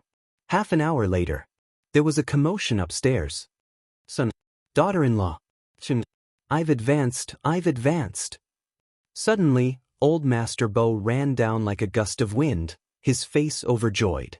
Father Bo was shocked and immediately went forward to help him, afraid that he would fall. Why are you helping me? Old Master Bo slapped Father Bo's hand away unhappily and instantly beamed. This is for me. Hearing this, Father Bo looked like he had seen a ghost and really looked at the email carefully. How could anyone take a liking to the old man's strange composition? Grandpa, did someone else send it from this account too? Bo Xiuqun looked at the email account. It did not seem to be an official account. Account? Let me ask. Old Master Bo was stunned for a moment before he quickly went to ask the other participants. Who knew? The account information sent by others was completely different from the account information sent to him. Cold Master Bo's expression changed. I don't think so.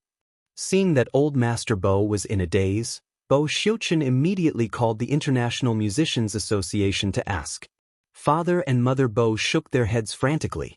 This old master was already agitated. What if this email was really fake and someone else's prank?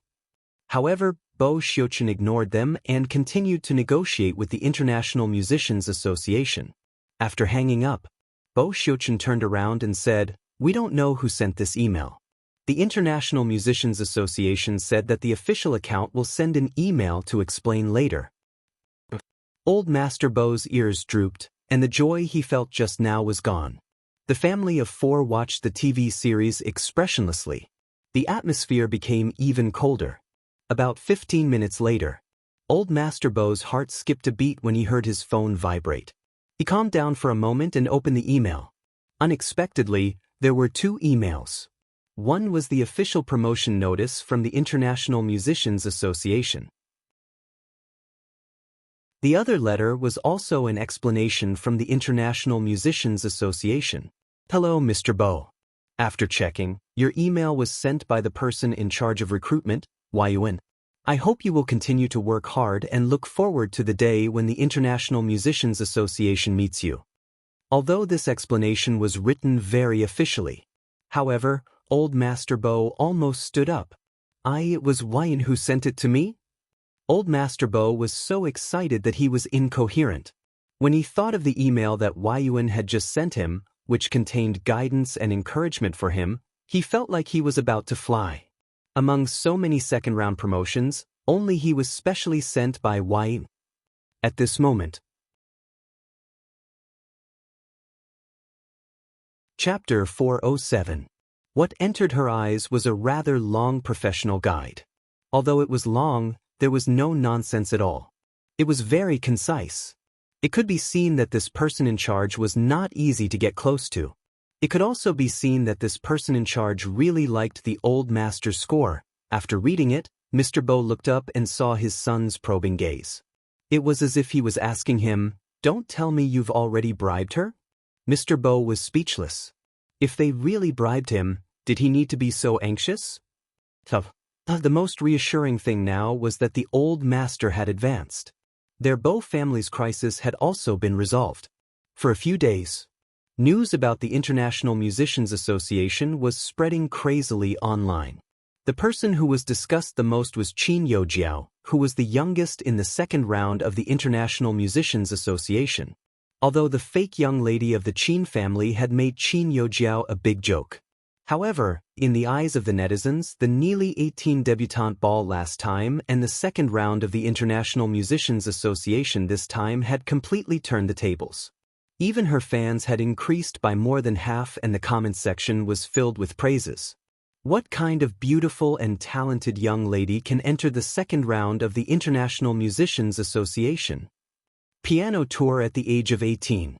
She can reach the second round of the International Musicians Association at the age of 19. Nice, her future is promising. But is there anything to be proud of in the second round of the International Musicians Association? She wasn't recruited.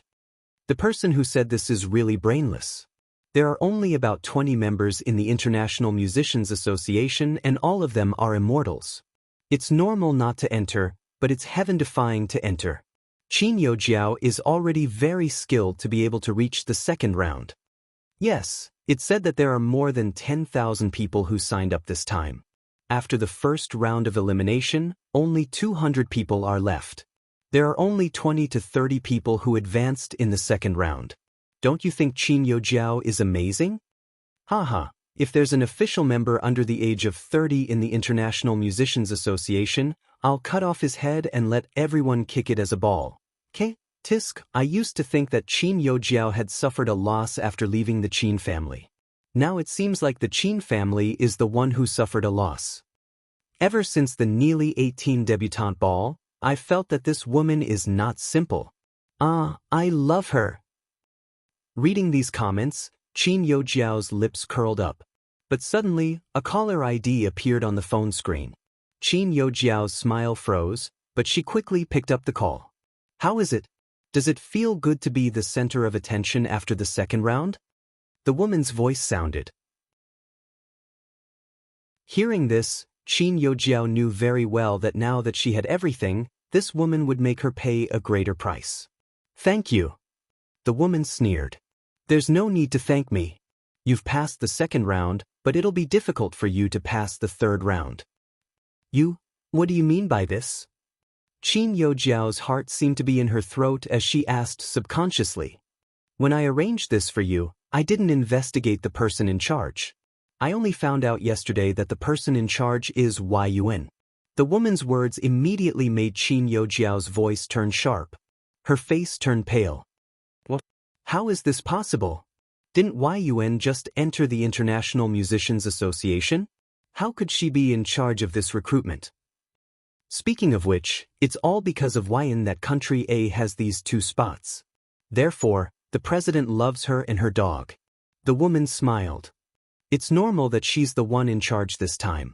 However, what you need to worry about is that she interfered in the second round of selection. Qin Yojiao pursed her lips. Can't you help me settle it? With that said, laughter trailed from the other end.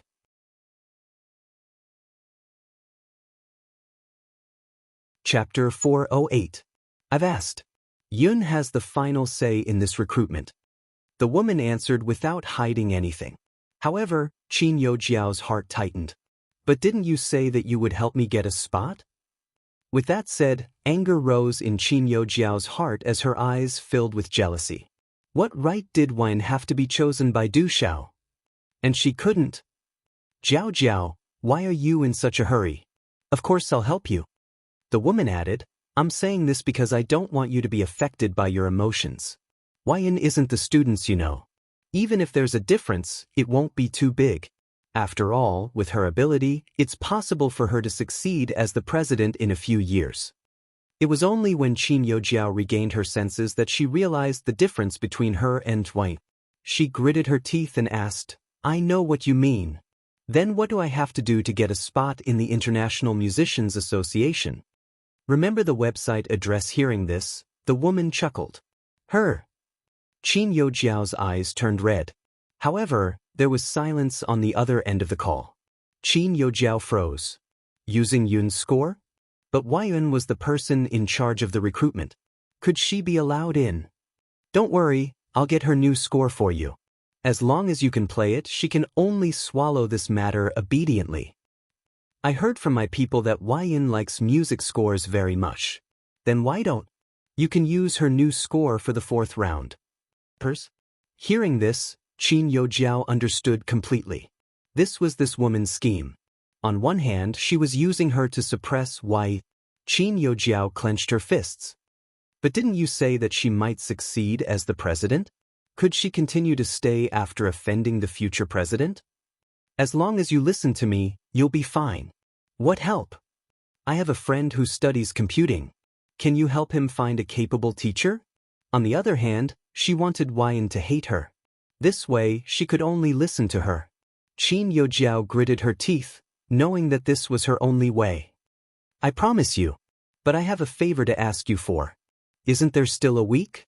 I'll give you a new score in 3 days. Bei Yunj was standing in front of the apartment building.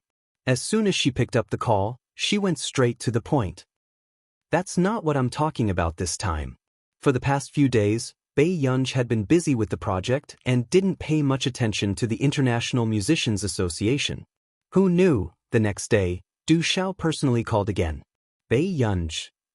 Keep an eye on me? Yes, I've been investigating for 2 days and found out that someone wants to steal your new score. Be careful these days. You can send me the score a week later. Du Xiao did not forget to remind her. Also, don't put the score in the computer. Use a paper to write it down. Du Xiao's eyelids twitched. Bei Yunj, then what is it? During this period of time, I've been urging you to write the score. I didn't notice that someone had their eyes on you. I understand. Bei Yunj raised her eyebrows. She didn't expect that someone would be interested in her new song before it was even completed. After a while, she was afraid that that person would have a backup plan and simply hack into Bei Yunj's computer to steal the score. After all, she still did not know who that person was. However, he could even bribe someone from the International Musicians Association. It was obvious that that person was very powerful. She suddenly laughed. Elder Du, I have something to trouble you with. What is it? Bei Yunj said, can you continue investigating this for me? Don't worry. Even if you don't say anything, I'll investigate this. After all, you're a member of the International Musicians Association now. Hearing Du Xiao say this, Bei Yunj nodded.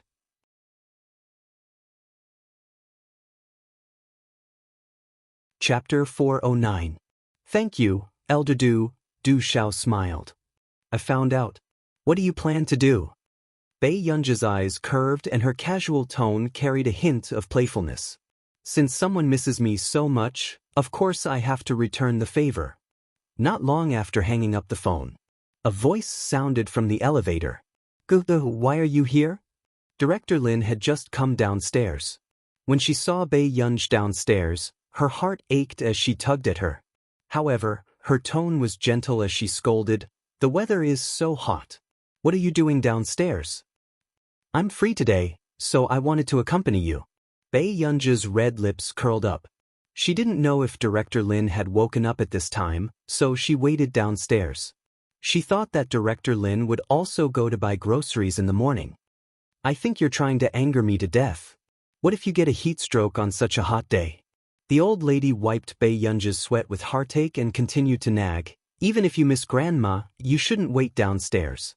Can't you just call Grandma? It's okay. I'm also happy to wait for Grandma downstairs. Bei Yunj's eyes were too beautiful. When she smiled, the old lady's heart melted. This is the key. Go upstairs and watch TV for a while. Grandma will go buy groceries and come back to cook something delicious for you. Director Lin had always wanted to see Bei Yunj, but she was afraid that Bei Yunj would be bored if she accompanied an old lady like her. Therefore, Director Lin rarely called Bei Yunj. However, this time, Director Lin was already overjoyed that Bei Yunj took the initiative to look for her. Grandma, I'll accompany you to the market. Bei Yunj didn't wait for Director Lin to refuse and held her arm as they walked out. However, she didn't expect. Suddenly, there was the sound of high heels clicking on the ground behind them. A figure almost knocked Director Lin down. Delicacies. Fortunately, Bei Yunj was holding onto Director Lin's arm. A trace of coldness flashed past Bei Yunj's eyes as she looked up at the young woman in a suit. But before she could speak, Director Lin hurriedly grabbed her hand. Oh, this little girl is opposite of mine. She was probably in a hurry because she was going to be late. It doesn't matter. Bei Yunj restrained the coldness in his eyes and said lightly. Yes, Grandma, let's go shopping. All right. In the wet market. Watching Director Lin buy groceries, Bei Yunj couldn't say anything. She could only help Director Lin carry the groceries. As she lazily held her phone, she opened her contact list and found the person in charge of Director Lin's community. Hello, is there a woman in her 20s or 30s living in my grandmother's apartment? Very soon. The person in charge, Little Li, replied. Xiao Li, yes, the resident of 401 Himaching, is the only 26 to 27-year-old woman. Seeing this, Bei Yunj typed another paragraph. Yes, ask her to move out this week. She doesn't have to pay this month's rent. Seeing this message, the person in charge, Xiao Li, seemed to be shocked for a while before he replied, "Okay." This condominium was actually under Bei Yunji's name. However, the condominium that Bei Yunji bought in the beginning was another personal condominium in this community. However, Director Lin felt that it was too big, so Bei Yunji had no choice but to buy a smaller multi-unit condominium. He chose the most comfortable one for Director Lin to live in. As for the rest, he asked the person in charge to help him rent. After all, Bei Yunji bought the entire condominium to make it easier for Director Lin to choose a neighbor. Suddenly, the auntie's voice sounded.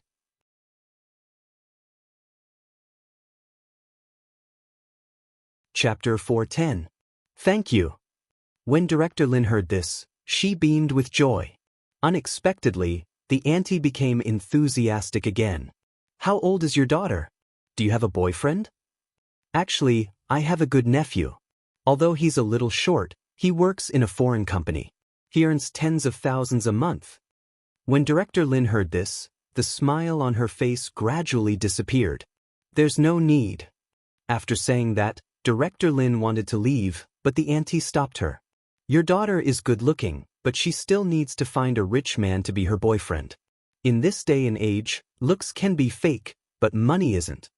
The auntie knew Director Lin and knew that she lived in the high-end neighborhood next door. However, her nephew had bought a small villa nearby and even had a car worth 3 to 4 million yuan. Therefore, if this young lady could be with her nephew, it would be her blessing. My daughter doesn't lack money. Director Lin's expression didn't look too good, but she had a gentle personality and didn't know how to argue. If she doesn't lack money, why would she let you come to this place to buy groceries? When the auntie heard this, disdain appeared in her eyes and she sized up Director Lin. After sizing her up, she started to suspect that Director Lin lived in a high-end neighborhood because she didn't have money and wanted to save face. At this moment, Bei Yunji's hand paused and she looked up at her unhurriedly. My daughter, do you think money is important? Bei Yunji's smile didn't reach her eyes. She lazily put her phone back into her pocket and said, It's important. When the auntie heard this, she felt that this young lady was more sensible. She looked a little smug. Isn't that so? Young lady, tell me what kind of boyfriend you want. Find someone who's not very poor. Before the auntie could be happy, she heard Bei Yunji say slowly, in his 20s, pleasing to the eye, and has a few 100 million yuan in assets. That's fine too. Her tone sounded quite forced. 85. When the auntie heard this, her expression changed. She felt that Bei Yunji was deliberately playing with her. A few 100 million yuan in assets? The auntie's face darkened and she sneered sarcastically. Who did this little girl think she was? She wanted to find someone with a few 100 million yuan in assets? How could he like her? But doesn't your nephew have one? Bei Yunji's bright eyes revealed a hint of laziness and disdain. After that, Bei Yunji pulled Director Lin and left. Only the auntie was left behind. She was so angry that she was about to ascend to heaven. Does this little girl really think that she can eat just because she's pretty? How could someone with a few 100 million yuan like her? Not long after, another middle-aged woman who had witnessed all this carefully tugged at her sleeve. I was just joking with you. How can you joke like this? The middle-aged woman was so angry that she laughed. She had introduced them out of goodwill, yet she had been ridiculed by this little girl? The middle-aged woman was silent for a moment and looked at her again. Xiu He, do you not know Principal Lin? Last time, my grandson told me that the elder sister is the former dean of Yunqing University, and the daughter next to her is the daughter of the Qin Group. With that, she added, the Qin Corporation with a market value of hundreds of millions. As soon as he finished speaking, the middle-aged woman, who had been scolding just now, suddenly trembled and her legs almost went weak. What did you say?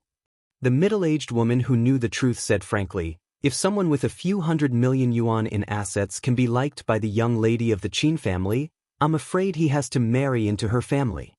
The people around who heard this also fell silent.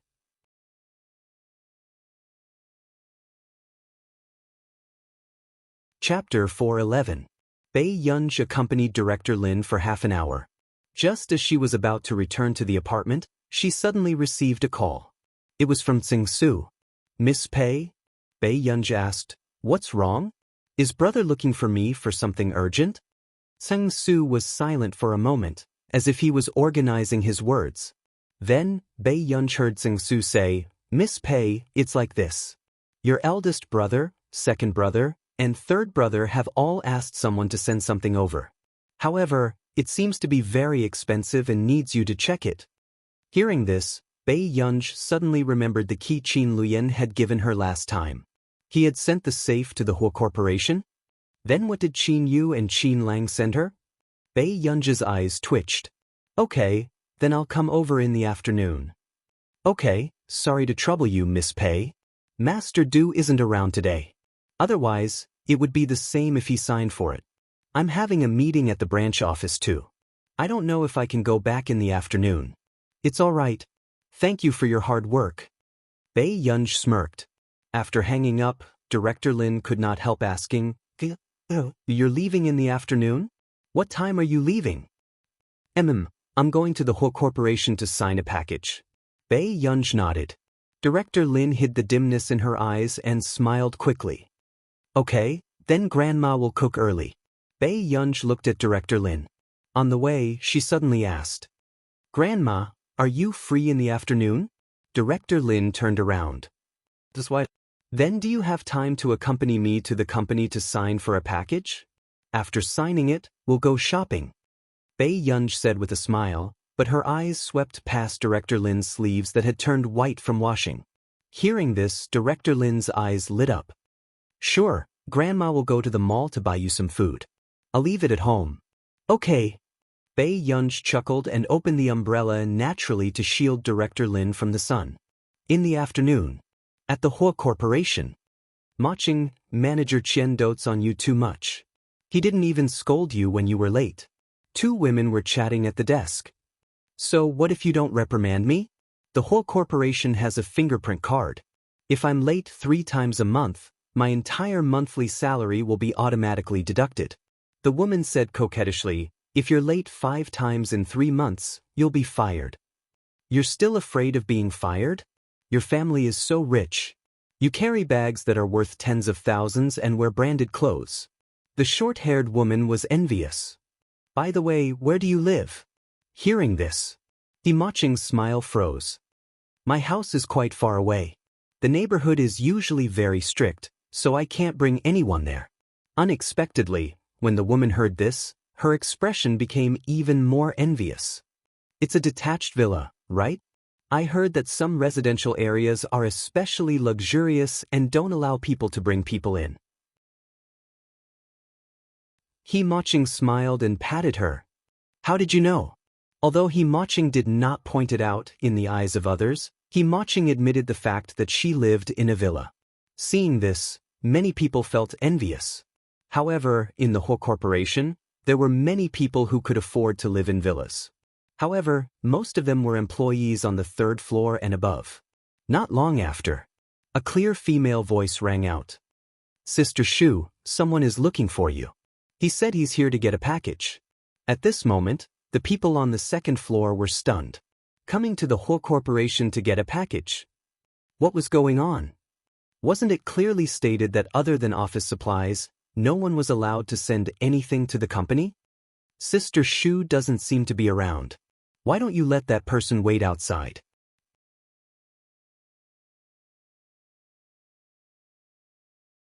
Chapter 412. Sister Shu doesn't seem to be around. Why don't you let that person wait outside?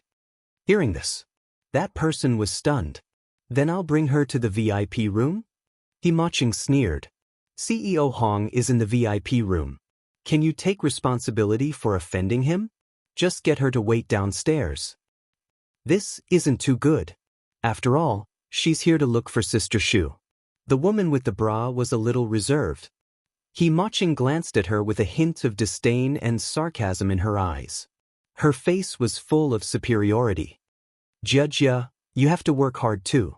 A year ago, we were in the same batch of interns. Now, you're still the most marginal person on the 2nd floor. You might as well go home and sell fish for your mother." With that, Judge's face turned red and pale, but the others either laughed at her or buried themselves in their work and pretended not to hear. Everyone knew that Judge's family was not well off and she relied on her mother to sell fish to support her family. As for Himaching, she was wearing branded clothes and was still living in a villa. The difference in social status between the two of them was huge. "I'll go and deliver tea to CEO Hong." Before Jia could leave, Himaching called out to her condescendingly. Jia stopped in her tracks and did not dare to turn back. At this moment, Himaching walked towards her and smiled softly. "I'm afraid you can't take care of Seo Hong. Let me send him off. As for the one who came to get the parcel, tell her not to go upstairs. Who knows if her hands and feet are clean." With that said, Himaching smiled and left confidently.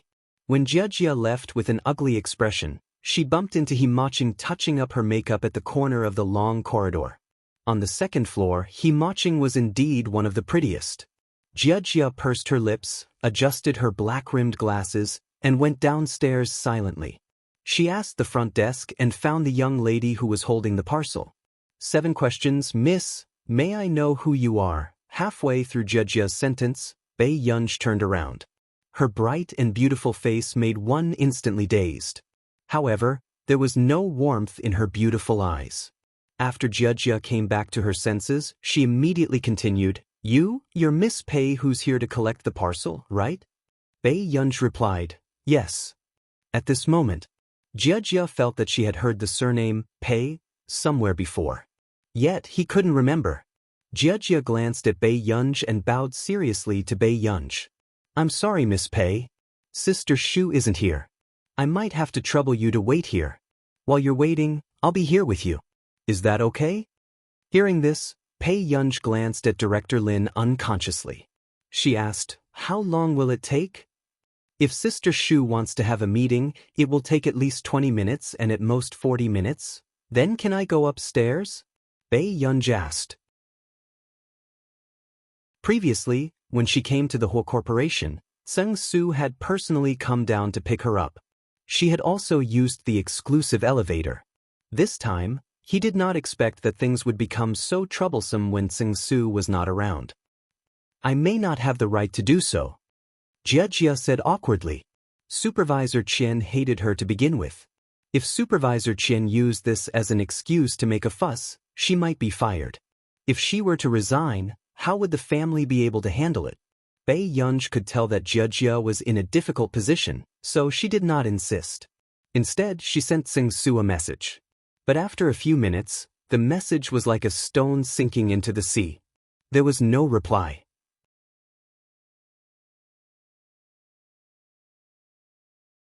Chapter 413.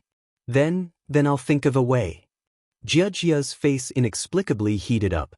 Then her eyes lit up and she whispered to Bei Yunj, "Miss Pei, my work desk is on the 2nd floor. Why don't you and your grandmother come to my place first?" Anyway, her work desk was at the edge and no one usually paid attention to it. Bei Yunj looked at the honest girl in front of her and couldn't help but chuckle. She smiled and her eyes seemed to light up. "Okay, thank you, sister." However, when she went upstairs, Jia realized that something was wrong. Had she seen this lady's grandmother somewhere before? Jia couldn't help but ponder, but she didn't expect to see Himaching holding on to President Hong, who was in his 50s or 60s. Instantly, Jia was stunned. When Himaching saw Jia, her face almost distorted. She instinctively let go of President Hong's hand. "What are you doing here?" Himaching's face darkened as she questioned. "I brought a guest." Panic flashed across Jia's eyes and she lowered her head guiltily. As for Himaching, her face darkened. She didn't expect Jia to dare to go against her. Before she could speak, she looked up and saw Director Lin. She instantly panicked. Why is that old fart next door here? She couldn't let these two people stay in the Hua Corporation. What if this old fart spouted nonsense in the company and told others that she only lived in a high-end apartment? What should she do? Director Lin also recognized Himaching and a smile appeared on her face. "Isn't this he? Don't talk to me. Do I know you?" Himaching interrupted her sternly, but she didn't notice that Bei Yunji's gaze had turned cold. Director Lin had always been easy to talk to, but after being stabbed, the smile on her face froze. Quick Reading Network, Jia, are you in cahoots with them? He Maching's sarcastic tone attracted the attention of many people because her voice wasn't soft. What nonsense are you talking about? Jia's face turned pale. I'm talking nonsense? Don't tell me she's your old mother, the one who sells fish? What about this woman? With that, He Maching sneered. Just as she was about to turn her head and continue mocking him, she unexpectedly bumped into a pair of cold eyes with a faint smile. For a moment, his scalp went numb. Who was this girl? After regaining her senses, the first thing He Maching noticed was Bei Yunji's impeccable face. Then she looked at Bei Yunji's clothes. There was no logo, and it didn't look like a brand new product. She was indeed just a good-looking little girl. This young lady is... Suddenly, Tiao Hong, who had been silent all this while, spoke. He Maching turned around and saw Co Hong staring at Bei Yunji. His eyes were filled with lust. Immediately, jealousy and hatred welled up in his heart. Co Hong, who knows if the people outside are clean? Let's go back. Changing the topic, He Maching looked at Jia arrogantly. Wang Jia, you'd better take her down now. Otherwise, I'll make you pack your things and scram this month. After saying this, Wang Jiagong's face paled. Suddenly, a faint sneer sounded behind him. What are you laughing at? Grandma, let's go to the third floor. The barking on the second floor is quite scary. Bei Yunji's lazy voice was arrogant and presumptuous as it sounded unhurriedly. But after saying that, He Maching's face darkened. What did you say?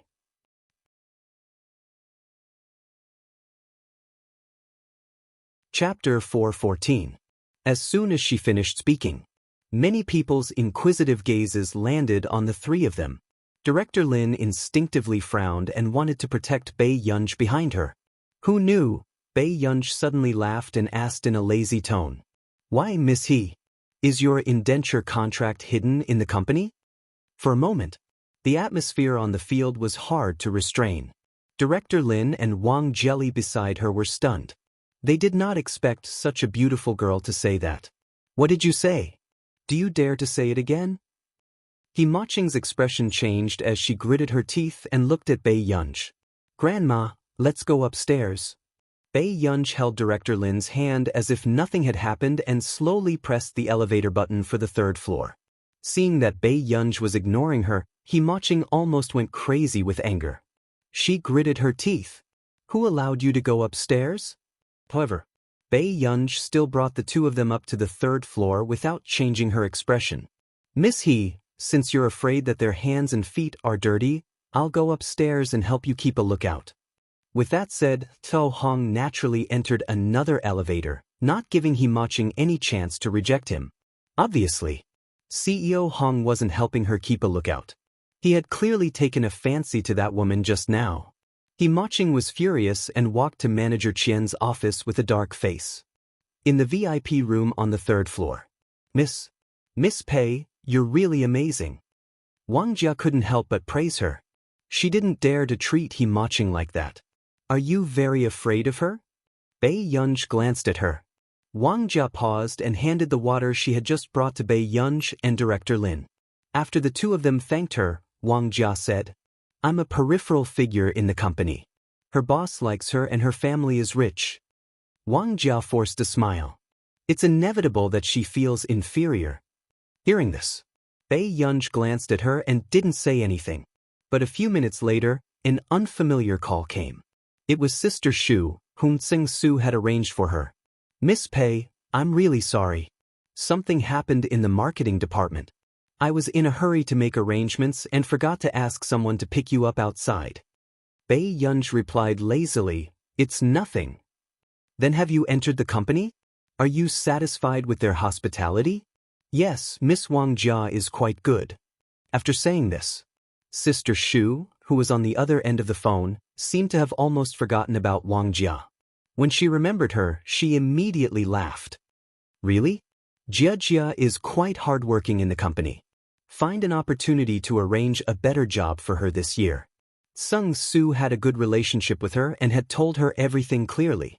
He could offend anyone but Miss Pei. You can continue with your work. Bae Yunj smiled. Alright, don't worry. I'll be there in 15 minutes. However, after the call, Bae Yunj did not expect that a young man would come up to the 3rd floor faster than her. Miss Pei, is that you? Bae Yunj replied, yes. It's like this. Your 3 boxes, I'll get someone to bring them to the 3rd floor. After you've checked them, I'll send them back for you. Is that okay? Bae Yunj nodded.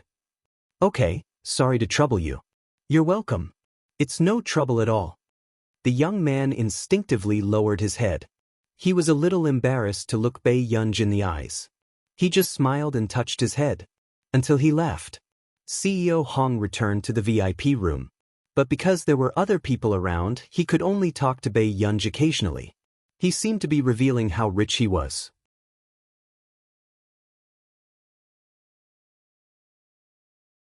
Chapter 415.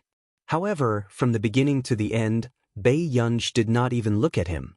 The atmosphere was very awkward. Only Director Lin stared at him expressionlessly. It was as if in the next moment, the environmental bag that Director Lin was carrying could very well hit his head. At this moment, Himaching also came up aggressively with Manager Qian.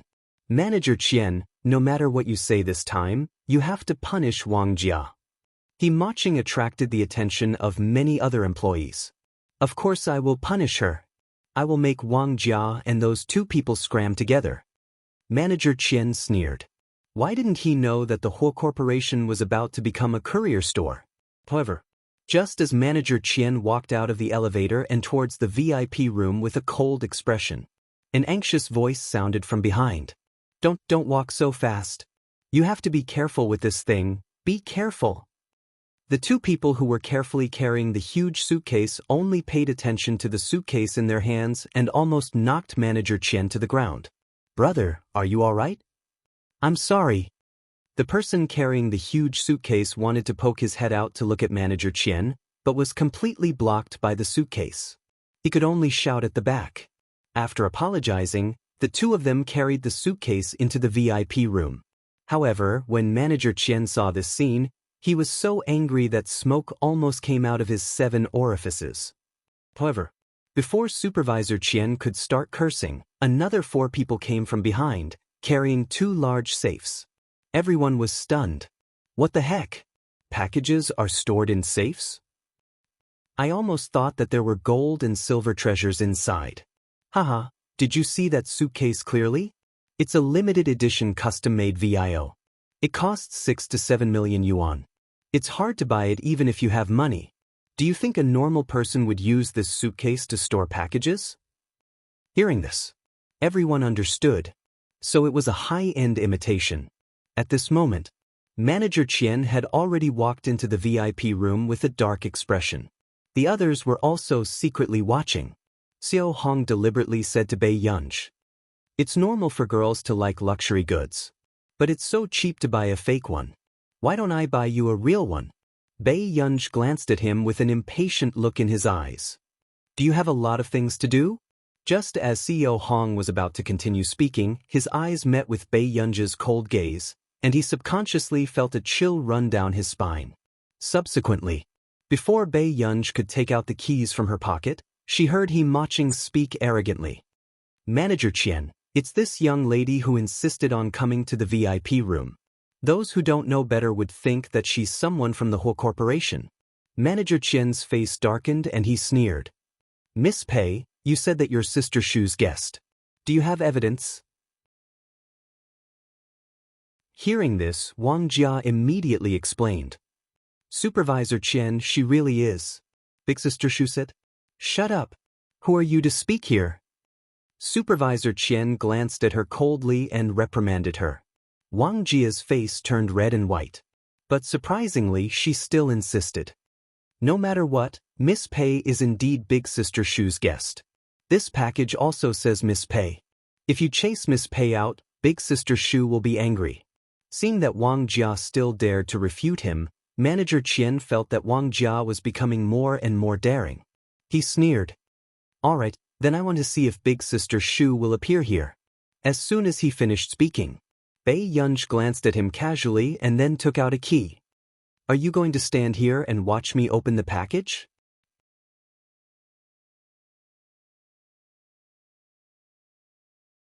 Chapter 416. Why do you have gold inside? Manager Qian's tone was sarcastic and disdainful. When Bei Yunj heard this, she glanced at him unhurriedly and did not say anything. She turned around and looked at the two safes and leather suitcases. Her eyelids twitched. Suddenly, Bei Yunj received a message. She opened it and realized that it was from Qin Lang. Qin Lang, the password of the safe is 6 asterisk asterisk asterisk asterisk asterisk. Third brother will send the key to you alone. Bei Yunj was speechless. Suddenly, Ma Qing's sarcastic voice sounded. But, are you too ashamed to open the safe? Don't you dare to use Vio's imitation to store things? Bei Yunj did not look at her at all. After putting her phone back into her pocket, she thanked the 6 of them. This lazy attitude made Ma Qing grit her teeth in anger. She wanted to see how this woman could continue pretending. Using a safe to store things, she really thought that her things were precious. The next moment, Bei Yunj identified the safe that Qin Luyan had given her and her eyebrows twitched unconsciously. Last time, Qin Luyan had told her that this was not something precious. It was just some small accessories and materials for her to play with. Thinking of this, Bei Yunj took out the key and decided to open Qin Luyan's. Who knew, when she opened the safe door, more than 10 pearls and diamonds the size of pigeon eggs squeezed out. No one could laugh at the scene. Bei Yunj was speechless. Wang Jia was the first to react. She immediately picked up the pearls and diamonds all over the floor. They had never seen such big pearls and diamonds in their lives. Although it looked quite real, it still looked quite real. Miss Pei, your pearls and diamonds? Wang Jia placed the diamonds and pearls on the table in fear and trepidation. When the others heard this, they felt that Wang Jia was probably stupid. These pearls and diamonds were so big, did they look real? Until they saw Bei Yunj pick up a ruby necklace and stuff the pearls and diamonds from just now into it casually. Everyone could not help but feel their hearts ache. Although they knew that the jewelry was fake, their hearts still ached when they saw it being treated like this. Suddenly, a girl sighed.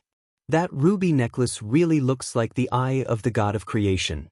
The eye of the god of creation was sold 3 years ago for 520 million. It was bought by a rich collector. This young lady's high-quality imitation is exactly the same as the real one. The more the crowd listened, the more they felt an inexplicable strange feeling. Bei Yunj's eyes were filled with impatience from the commotion and she glanced at the restless crowd. The next moment, everyone subconsciously shut their mouths. Just sign for it. Bei Yunj was not in the mood to continue driving. Miss, please open it. The person who spoke felt his scalp go numb. If these were lost, even if the 6 of them went to the black market to sell their organs, they wouldn't be able to afford it. Bei Yunj, not long after. Bei Yunj continued to open the suitcase. Inside were some fashionable leather bags and clothing accessories. There were about 20 to 30 of them, and they were casually stuffed into the suitcase. It looked like it was bought from a wholesale market. The people watching unconsciously heaved a sigh of relief. That's not bad. It was just a leather bag. Look at that khaki-colored one. Doesn't it look like the same style as Princess Oprah's?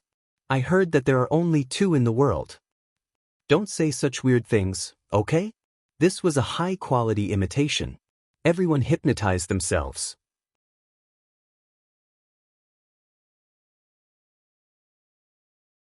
Chapter 417.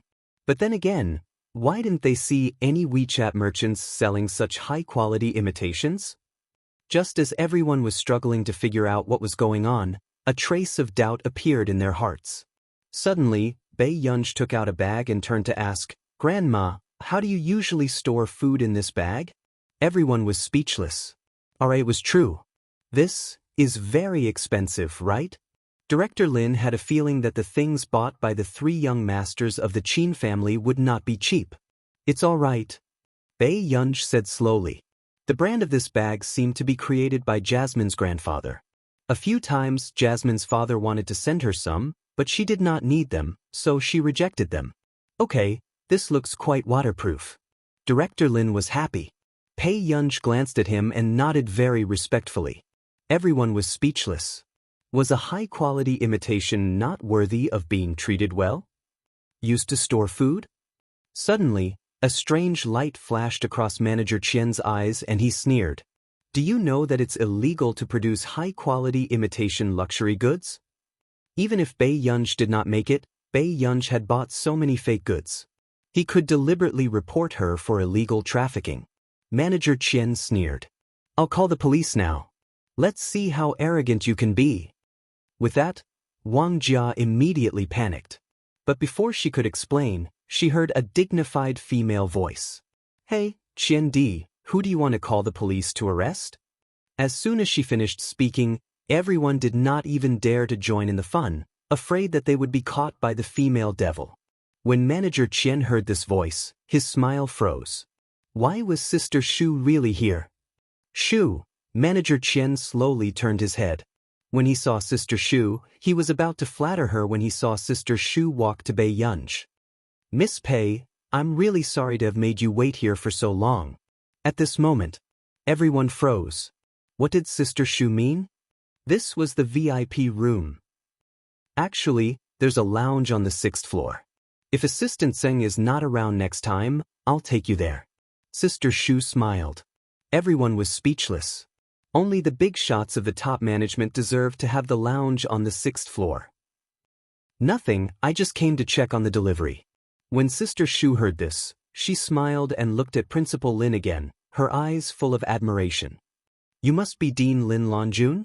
I used to be from Yunqing University, but I didn't have the chance to meet you. In an instant, Wang Jia was stunned. Who was it? President Lin Longjun? Wang Jia suddenly raised her head and looked at Director Lin. She suddenly remembered why this person looked so familiar. On the commendation wall of Yunqing University, wasn't this person standing next to the former principal? Not only Wang Jia, but everyone else also suspected that they were dreaming. What did Sister Shu just say? However, Sister Shu stood at the side and was still chatting with Bei Yunj. She smiled gently and said, one of these bags is in the hands of Oprah. I didn't expect that CEO Qin would buy the other one for you. He didn't buy this. He bought the things in the first safe. Qin, you had bought these bags. So that's how it is. I forgot that the other two young masters of the Qin family also dote on you. Sister Shu laughed involuntarily. Pei Yunj's lips twitched and she opened the third box. It was a gift from Qin Lang. They were all raw stones like Hetian jade, and Dushan jade that Qin Lang liked to collect in the past, as well as a few calligraphy and paintings. Qin Lang had asked her to take a photo with him last time.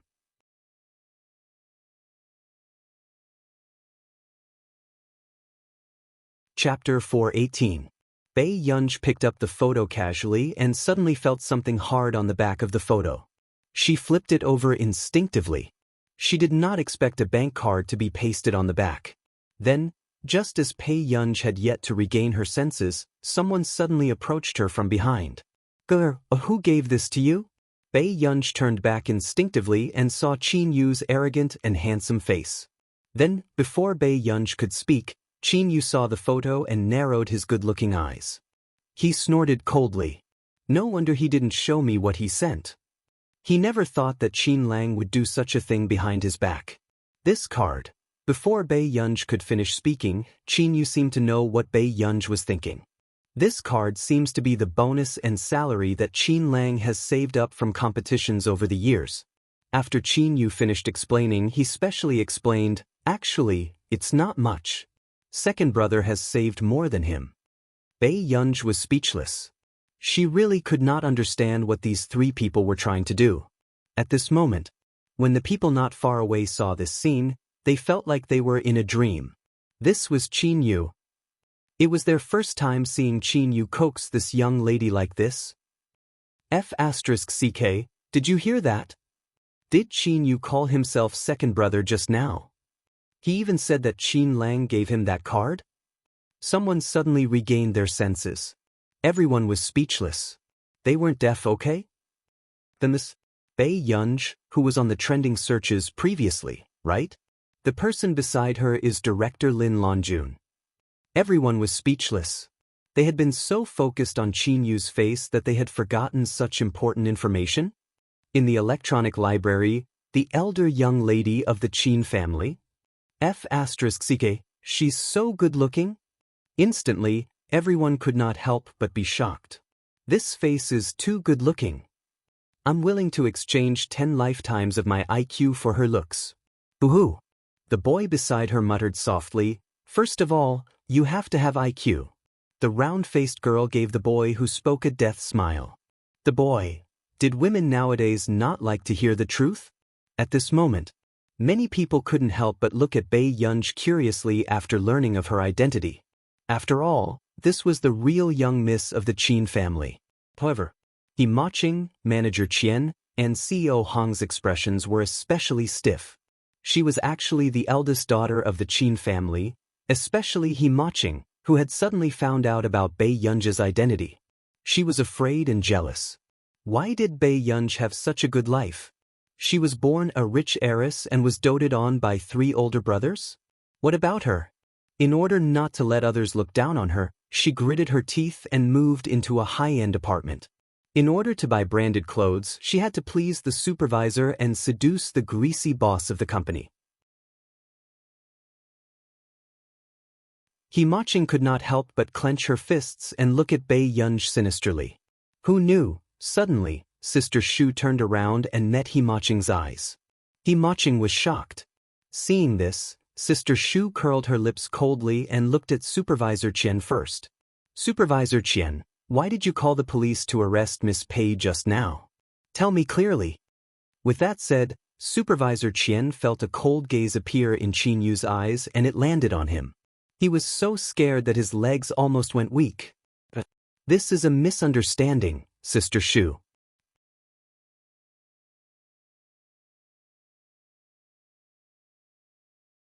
Chapter 419. These words made Qin Yu laugh. However, his handsome and noble face was covered in coldness and his tone was exceptionally dangerous. You dare to arrest my sister and take her to the police station just because of a misunderstanding? Oh no. Manager Qian's face paled and a chill ran down his spine.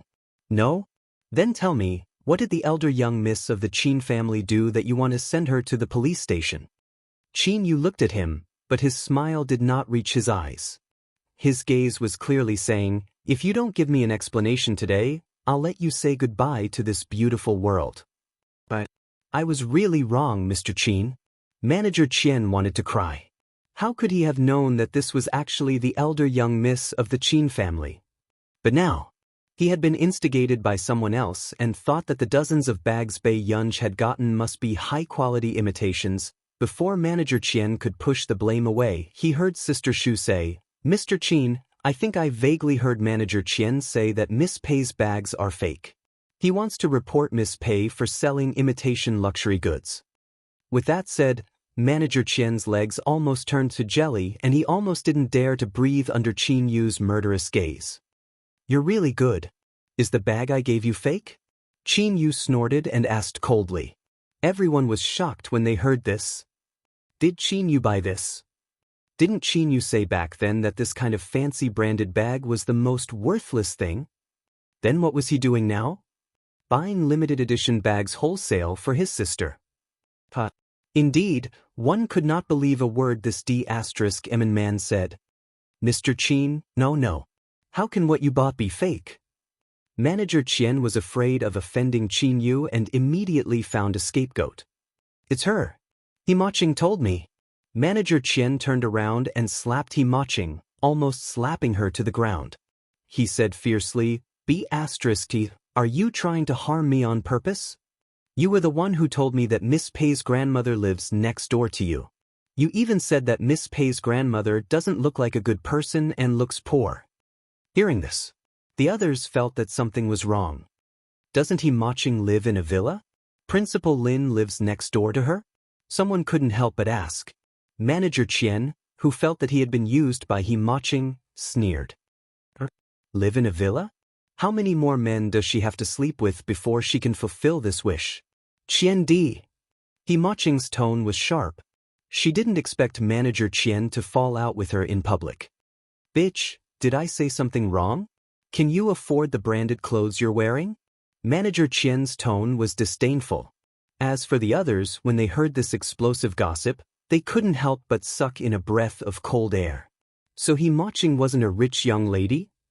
To think that all these branded clothes were obtained in this way, instantly, the way everyone looked at Ma Qing changed. Ma Qing could not stand everyone's strange gazes and could not help but scream. She flew into a rage out of humiliation and went up to grab Manager Qian's face. After Supervisor Qian was scratched, he became even angrier. He grabbed Ma Qing's hair and slammed it against the table. Everyone was dumbfounded by this scene. Then, the boys came back to their senses and immediately went forward to pull Supervisor Qian away. You be asterisk, how dare you catch me?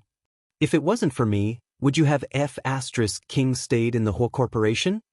After Manager Qian felt the burning pain on his face, he cursed even more.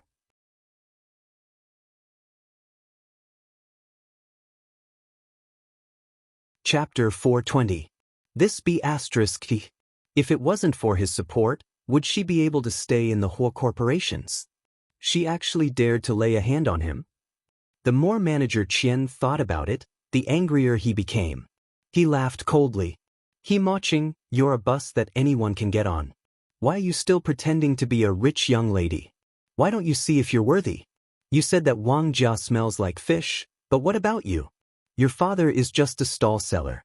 How dare you talk about others? Qian Di. Ma Qing's facade was exposed and she immediately screamed in despair. In the next moment, seeing Qian Di's ugly expression, a ferocious look flashed past Ma Qing's face and she laughed out loud again. Qian Di, who are you? Didn't you sleep with me back then?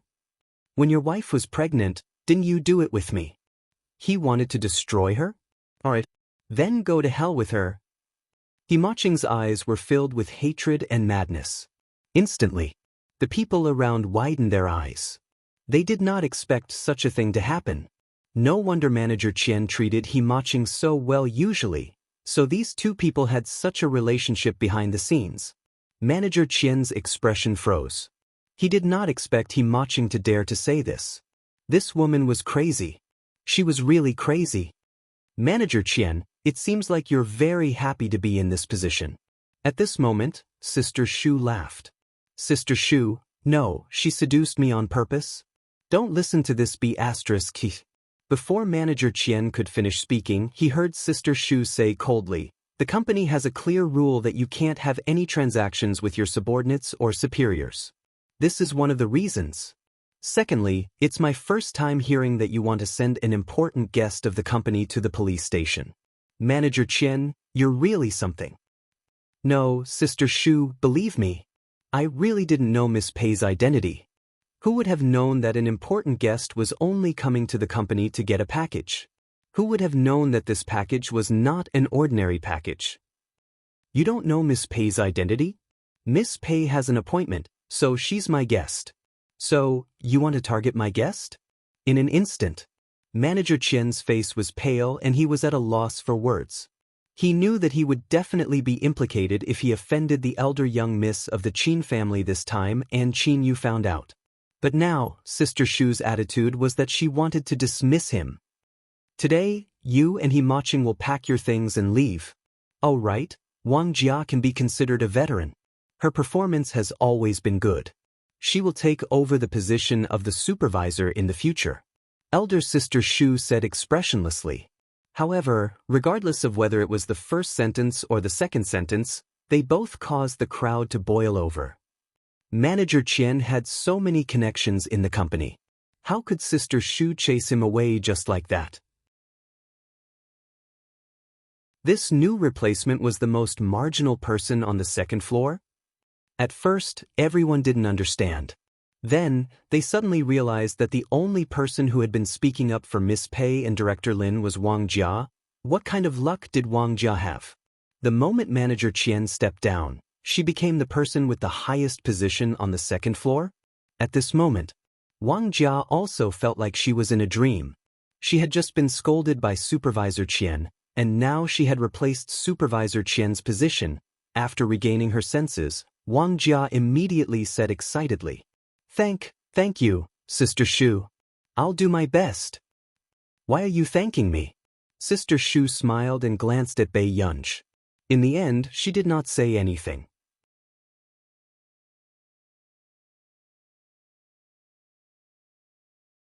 Chapter 421. How could this be? How could Sister Shu fire him? It wasn't just Manager Qian. He Maching, who was beside him, also looked like she was having a mental breakdown.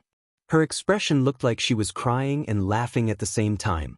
How could this be? How could the old thing living next door be the former dean of Yunqing University that they were talking about? Since this girl was the eldest daughter of the Qin family, why did she only let this old thing live in a high-end district? Before He Maching could regain her senses, her phone kept ringing.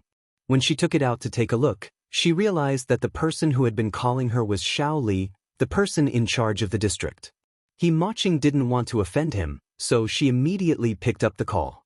However, she didn't expect to hear Xiao Li say coldly, "Miss He, I'm sorry. I'll have to trouble you to move next week."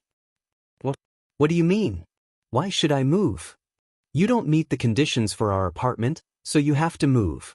Xiao Li put on a fake smile. "Miss, you know very well that the best apartment in our district is the one you live in.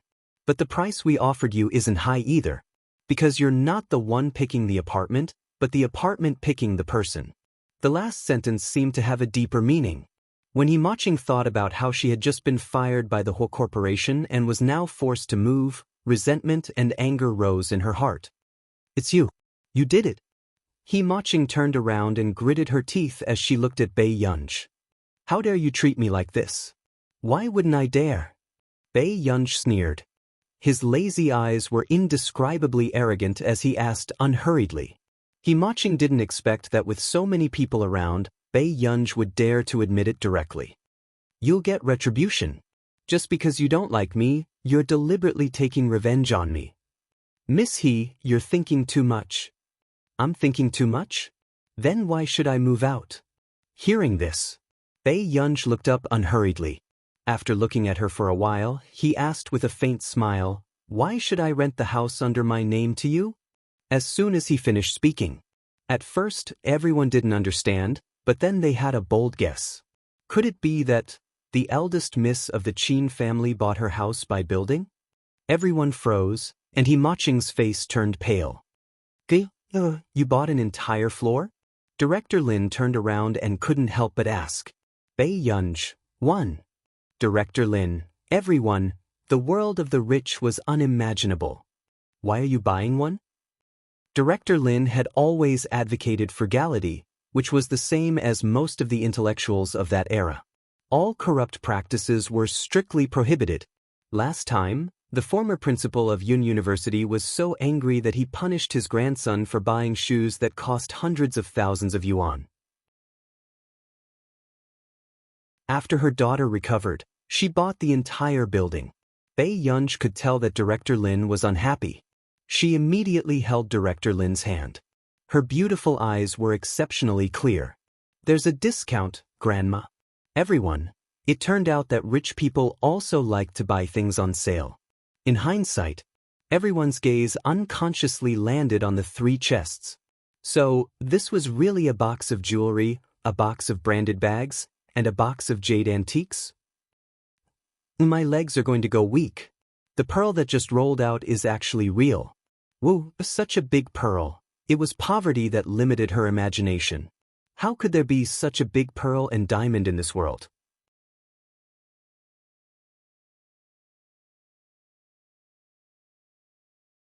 Chapter 422. Don't you think we should pay more attention to that eye of the God of creation?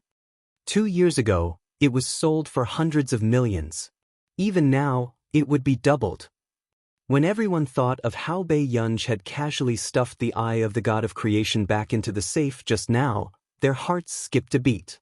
Did this woman have a heart of stone?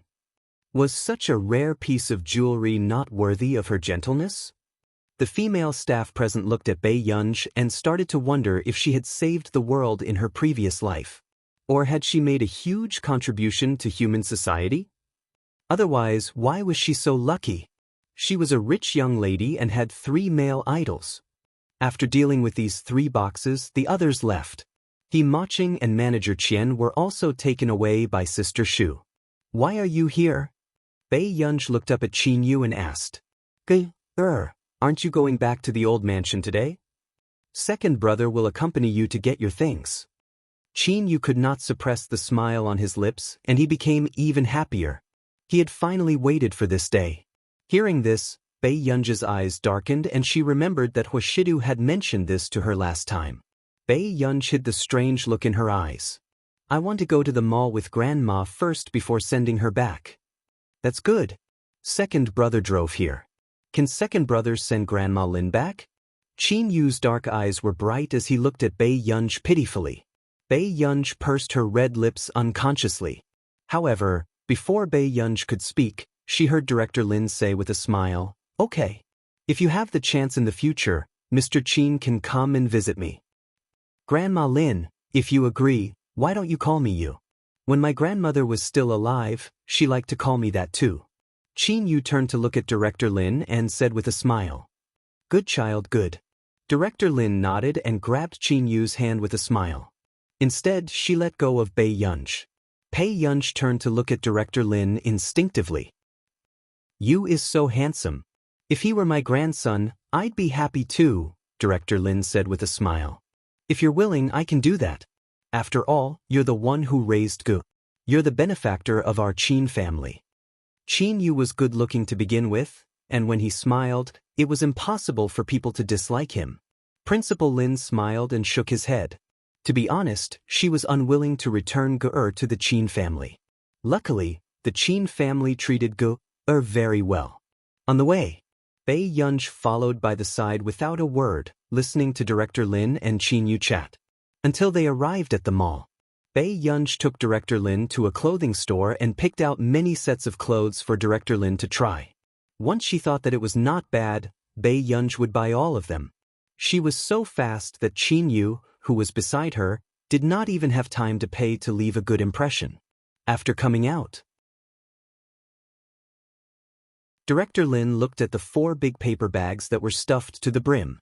She immediately grabbed Bei Yunj's hand and wanted to leave as soon as possible. She didn't dare to shop anymore. Bei Yunj found an excuse to go to the restroom in the shopping mall. At this moment, Director Lin turned around and saw Qin Yu, whose face was covered tightly, holding a card in his hand. However, he did not have the time to take it out from the beginning to the end. Director Lin laughed. Did you make Gur angry before? Hearing this, Qin Yu was stunned for a moment before his dark eyes gradually darkened. He gripped the card in his hand tightly unconsciously and a word rolled out of his throat with difficulty.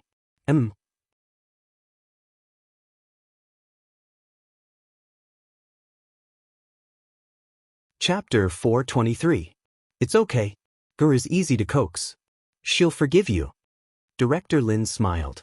How could she not tell that this big boy was really good to Bei Yunj?